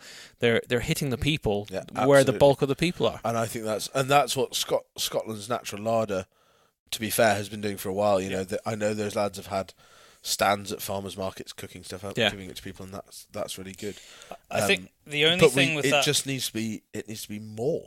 It does need to be more, and the only thing that is, it's massively positive. It's great because it gets game as a food source in people's minds, in their vocabulary, and then they might understand a little bit more about how you go about getting that game there, and they get that sort of intrinsic value between food and the activity, which is shooting. But I think it's important not to lose sight about what you were just touching on there, is that we must remember that the real connection and the responsibility needs to lie with the people who are shooting. And that's one thing that if I was to be critical about it, I don't know if they're focusing on enough, because it's one thing saying, let's fix our solution by making everybody else eat what we've killed. Well, that's great, and I want people to enjoy it, and I'm 100% not saying you need to go out and shoot if you want to eat game. Not at all. Very happily, we have plenty of people that I give game to who don't shoot, who are very happy for me to partake in it, are very happy to eat what I give them, and they're thankful for it, for me sourcing it for them. They don't want to partake in it themselves. That's absolutely fine. But do not think that is your get-out-of-jail-free card. Absolutely not. And I think that's kind of where we're pushing because it. I think there is I always try and take it back to your actions. If you sat down with a group of people you don't know, I think you should be able to defend your actions on a fundamental level about anything, whether you've killed a pheasant or a person. If you can sit down in front of people you don't know, who don't understand it, and explain why in your head that was acceptable, I think you're on quite a good footing. Probably not for shooting people, but you never know. Terrorists. Well, that's war, isn't it? I mean, but it's all relative. It's all relative. We're getting away. We're back into shooting people invading homes in Texas. But what I do think is, I think it is very hard to sit down at a dinner table with people that don't understand these things. And when they say, "What did you do on Saturday?" You say, "Well, I flew to Scotland for a weekend, and I shot." So what's the team? Team of 6. It was a team of 8 guns. 8, yeah. Let's say 8 guns, shooting a 300 bird day. What's 300 divided by 8? Well, like 25 or something. 25. Okay. It's not 25, but it's close. Let's say 25 because I'm terrible at maths. Let's say 25. Let's say that Byron the gun shot 25 pheasants on his Saturday. That's my yearly shoot. Yeah. And you sit down with a group of people that you don't know, and you have to explain killing 25 birds for fun and taking none of them home. That is fucking hard work. I would struggle to say, yeah, I shot 25 delicious, tasty birds that you should definitely start eating. Yeah. but I didn't take any because I had to fly home. And actually, I don't eat any during the year. Do you know where I've in my because I grew up with pheasant shooting and all these things, and you don't question things that you grow up with, really. No, you don't. When it really hit home to me about driven shooting and the fine line that it is on, is when I went self-employed and I started dealing more with American guests, and sadly started trying to sell them things. It was a shocking part of my business, but it was quite useful and still is occasionally. And, these people would come stalking. They would love our stalking culture. They would love our tweeds, our horses, our Land Rovers, our castles. Our landscape. They would love our landscape. They would love all facets of our deer stalking. And then you tell them about shooting grouse with pointers, and they get really, really excited. And then you'd say, well, actually, if you come in, if you come in the right time, we could do some stalking, and you could shoot some driven days, and that's really exciting because you're shooting. Well, sometimes you can shoot 500 birds in a day, and I have had more than I've had any of the auction. I've had American guys go, "What? Well, yeah, there's a team of 6, 8 of you, and you with all your mates, and you shoot a couple of drives. So you stand on a peg, and people push all the birds over the top of you, and they're really high up, they're really hard to shoot, and you shoot for a couple of drives, and then you stop and have lenses, and have a nice bit of pork pie and stuff out the back of your Range Rover, and then you do a couple more, and then you have a big lunch, and then you do a couple more, and they say, right, why do you shoot 500 birds? And you sit there, you can't. I've never really managed to come up with a justification for that personally, and that's all that really matters, because personally other people must be able to, but for me, I could never, because these are people, these guys, generally the American stalking guests that I was getting were used to quail hunting. They were used to hunting pheasants where pheasants are wild. They are generally, if they're into bird hunting, in inverted commas as American people call it, they're used to using gun dogs. They're generally quite keen about their gun dogs. So they want to work the dogs with shooting activity. They are used to a very walked up based shooting system where you might be able to shoot 2 sage grouse a day. So why would you want to shoot 25? Is that 5 times a better day than shooting 5? And if you then turn around and say, well, you don't take any of those 25 birds. I've never seen a gun, in my experience, I've never seen a gun take home 25 birds. Well, that's always been my. I mean, this is such a deep conversation, and it's not a black and it's not black and white, and you need to try and understand, well, what are the consequences? Say that wasn't there. Say that pheasant shoot wasn't there. Absolutely. What happens in that vacuum, and what impacts? Obviously, there's people, there's an economy, there's employment, but more, as importantly as that, but it has to include people and economics, is what happens to the landscape. What does it then get used for? Exactly. So it is a very complex. But even say that, and I think this is my, do you need, and this is the hard thing. I don't think you can say, right, well, a 200 bird day is acceptable, but a 250 bird day isn't. It becomes very complicated, and it becomes a very hard thing to quantify and to work out, because I know shoots where they shoot 300 birds a day. Every 2 weeks they'll shoot 300 bird a day. Every week they'll shoot 300 bird a day, and they will have a well-managed ecosystem. They'll employ a few keepers, good keepers. They manage that area responsibly. It doesn't have a negative impact, and they process those birds themselves. and if they're not taken by guns or by keepers or by beaters or by pickers up, they are utilised to their full extent, which is all we can ask for. And I know places that shoot 100 bird day twice a week and don't do any of those things nearly as well. And that's why the numbers thing is very difficult. And it's why you sort of naturally work to a numbers question, but I don't really think it's fair because we want outcomes. Yeah, exactly. I think that's you've got to look at the whole system, because my primary concern with it, other than employment and keeping rural areas populated with people and all this kind of stuff, is the habitat and the ecosystem, because we cannot afford. It is not sustainable to be damaging a habitat. It is questionable whether maintaining it is enough. We should be constantly trying to improve the ecosystems we work in, I think. And driven bird shooting can do that and can be a great way of delivering that. It can be this fantastic way of improving habitats and managing and paying for the management of that ecosystem. Exactly. But it needs to be done right. And I think tying that back to the BGA, I think this is where this idea of accreditation and a marking scheme has great legs, because it gives us that opportunity to help people improve what they're doing.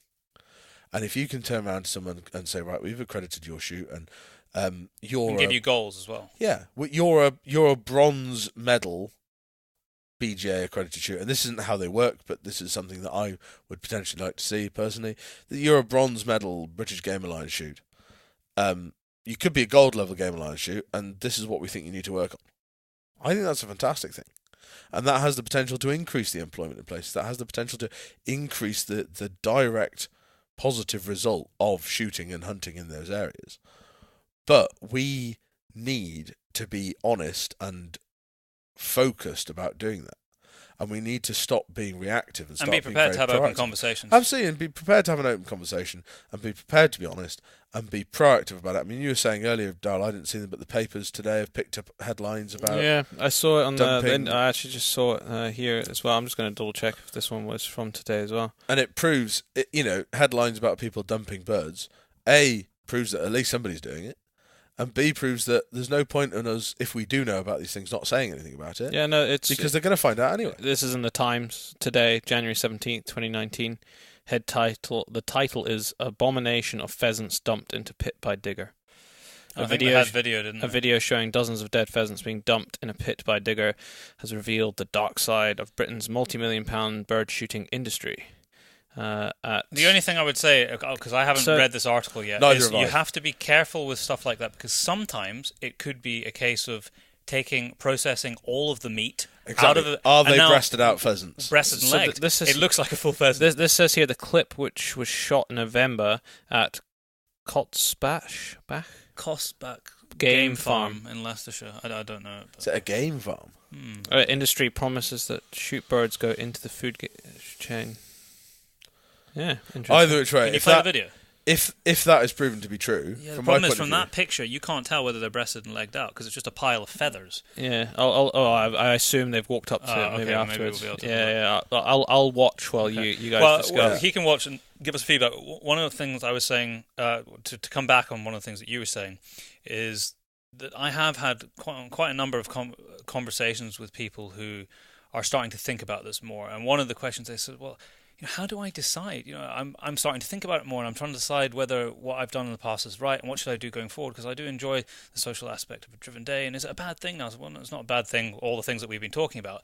But how do you, as an individual person, process that yourself? So the only thing that I have in my armory right now, because I do get invited on driven days, we're going to go and probably do a keeper's day at the end of the year, maybe one or two, is that if at the end of the day I am asked by the gamekeeper to take home everything that I've killed, would I be surprised or concerned about having to do that? No. Because I would never put myself in a situation where I've got so much, I'm like, shit, I'm not going to be able to eat it. Not to say that you would have to. No, I deal with that in a really interesting way, by being an absolutely fucking abhorrent shot. So you don't have the problem. If I've shot three, and I haven't, I was saying to Darryl earlier, actually, I reckon it's 4 years since I've been shooting on a driven day. I reckon if I went home with 3 pheasants that I shot, I'd be doing pretty well. But I don't know whether that's a good way to think about it, but that's the best that I've managed to I was beating last week, and I took 6 brace of duck and 12 brace of partridges. Duck. Oh, that's something that I wouldn't refuse. I can't turn down duck. I absolutely love duck. So I took all that home. I put it in a carcass tray. I took it home, hung them overnight. I don't like to hang things for a very long time. Hung them overnight and spent probably, all told, 2 hours the next day breasting and legging stuff. And it's not full bird plucking. If I had gone and shot my 2 sage grouse or my 2 black grouse like back in the day you did here, then maybe I would have plucked. And I did my full bird roast for my 2 teal that I shot a couple of weeks ago. Yeah, awesome. But teal are very easy. You can't breast out a teal unless you're making kebabs. But it's very, very, very easy plucking. It is, and that was the thing. And I went home and I thought, right, okay. And I've done it. I've been doing it this year, and I think I've been doing it. Although to be fair, I haven't gone beating for easily 4 years. I didn't beat at all last year or the year before or the year before that. But I have done that, and I have taken those birds, and whoop-de-doo, well done me. I'm essentially like a shooting Mother Teresa now. But no, my point is that it's not hard. It doesn't take a lot of time, and there is if you are one of those people we were talking about earlier that's taken up shooting later in life, that maybe has never had that knowledge passed on to them of how to deal with game, which is an actual thing. I loaded for a guy a few seasons ago who'd never prepared a game bird, who was a shooter. And he'd only been shooting 2 or 3 years. But he'd never prepared a bird because he'd been on shoots where they gave you a prepared brace, or he just said no thank you. And I spent 20 minutes with him at the end of the day. He got his brace, and we sat on the tailgate of the Hilux, and I showed him how to pluck one, how to do it, and how to get it ready properly, and I sent him home with the other one.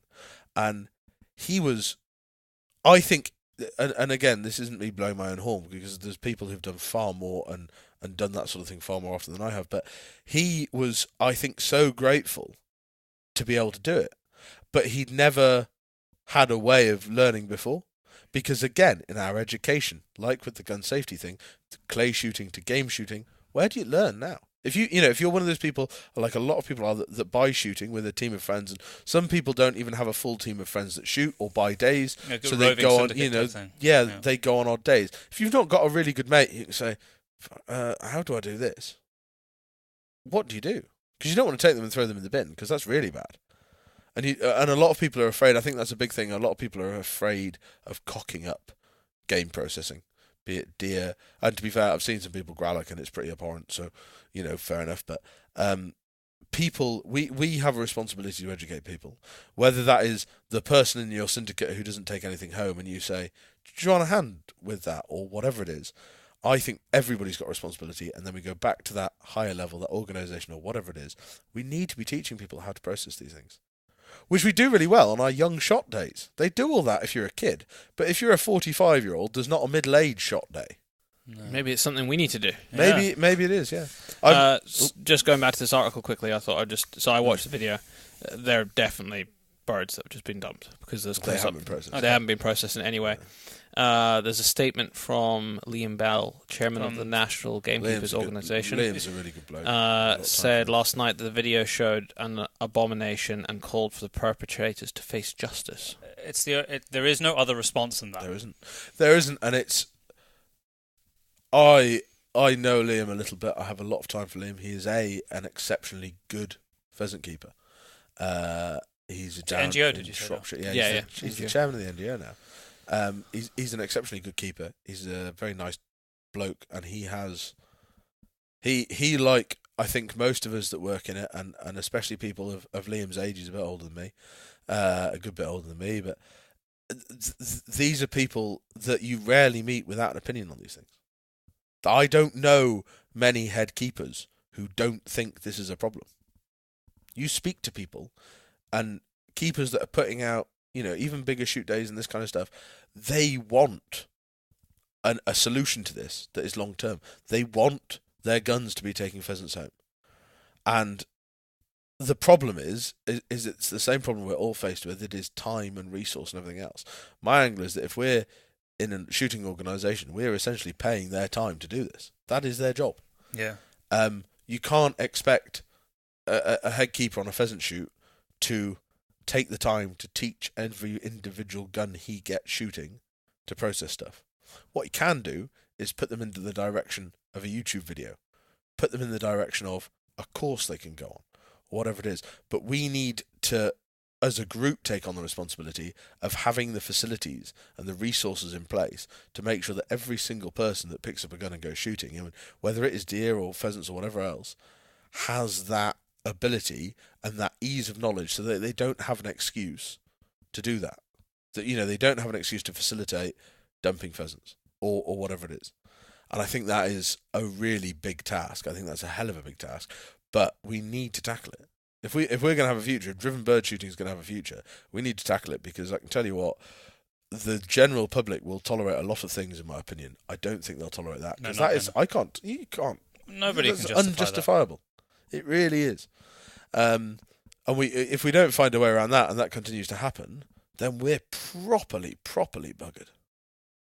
And on that note, because also the husky's howling, that's what I'm going to have to see. He's probably saying you guys have podcasted for long enough. Everybody's very dull. I think we'll probably call it a day and let you be on your way. But Sam, it's been an awesome conversation again. Thank you so much for having me on. Thank you very much for coming by the office, and I'm sure we will have you on again in the future. Well, depending on the when everybody's suitably bored of this, and you've had some nice, interesting people to fill the time, I'd love to come back. But thank you very much. Thank you for your hard work and your sterling effort. Thank you very much, Sam. And we'll speak soon. Yeah, speak to you soon. Right. Thank you. Thanks for listening to the show. For all the people that got all the way through to the end, which I'm sure is nearly every single person. Round of applause. You are at the end now. But yeah, I think people will have really enjoyed this. We podcast. do want to hear from you, because I know that there were probably quite a lot of topics that tickled you one way or the other. Yeah. So if you have your comments, send us in an email or tag us in something on social media, and we'll read it out if you're keen. Mm-hmm. Thank you for all the people that have been leaving reviews. I literally got an email today from a bunch of people that just left us reviews, very, very kind reviews, and we appreciate every single one of them. We really do. It helps us get higher in the rankings, put it in front of more people, and it also means that if people come across the show, they can get honest reviews from people. I mean, the bottom line is that if I'm starting a new show, I flick through to the reviews to see what people are saying about it. Yeah, it makes a big difference. Don't forget to enter the competition for this week's podcast, which is to win a pair of Smith Optics shooting safety glasses. We will stick up a post on social media for to jog people's memory, but it is a picture competition. We just want to see your best picture from this winter period. You can either tag us on social media or feel free to shoot us an email with the picture as well. If you want to contact us, it is podcast@paceproductionsuk.com. And you can also fire us a message through Facebook, I'm trying to think. Or Instagram. Yeah, that's cool as well. But all of the information is on our website, which is thepacebrothers.com, which loads of people have been going to in the last month or so. It's been a bit crazy, actually. A lot of people asking when we're putting out dates for the next hunt. Yeah, so hopefully we will get that tied up when we get back from the States. If you are a new listener, there is many different ways to listen. You've got Spotify, Stitcher, Acast, iTunes, and actually when we've been looking through the stats, more and more of you are switching to Spotify. I think that is now our second most popular. Amazing, so people have been doing the switch. Spotify is free to use. It's I think you don't. No, I know. I used premium free for years, but now I've because of my phone contract, I've gone over to premium, and it is really good. But you don't need it for podcasts, because podcasts you can download for free anyway. Yeah, but exactly. With premium, you can actually download albums for nothing. Well, for your subscription. But like Byron said, with a Spotify free, it has no effect on listening to podcasts. No. It's the only effect it has is if you're listening to music, you get a few adverts. That's the difference. Adverts, and you can't skip. You can only get so many skips an hour. And also, I think you can only listen to the same track so many times. I think they got rid of that, but I you did certainly that. only get skips Anyway. now. But podcasts are and always will be free. And if you're a Vodafone customer and you're on the entertainment package, you get it for free. We just plug Vodafone. Should we ask them for some sponsorship? we probably should. I'll tell you what, though, Vodafone, I've been with them for at least 10 years now. Me too.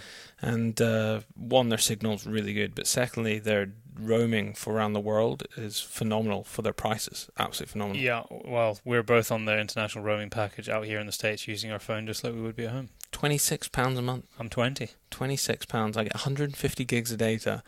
I get to use my minutes and everything around the world, plus Spotify Premium, which is £10 a month. That's pretty good. And throughout the whole of Europe. And then I get 500 minutes of international calling. I could be a salesman for Vodafone. Easily. Anyway, we'll leave you to it. Enjoy the show and look out for the mini shows over the next 2 weeks as well.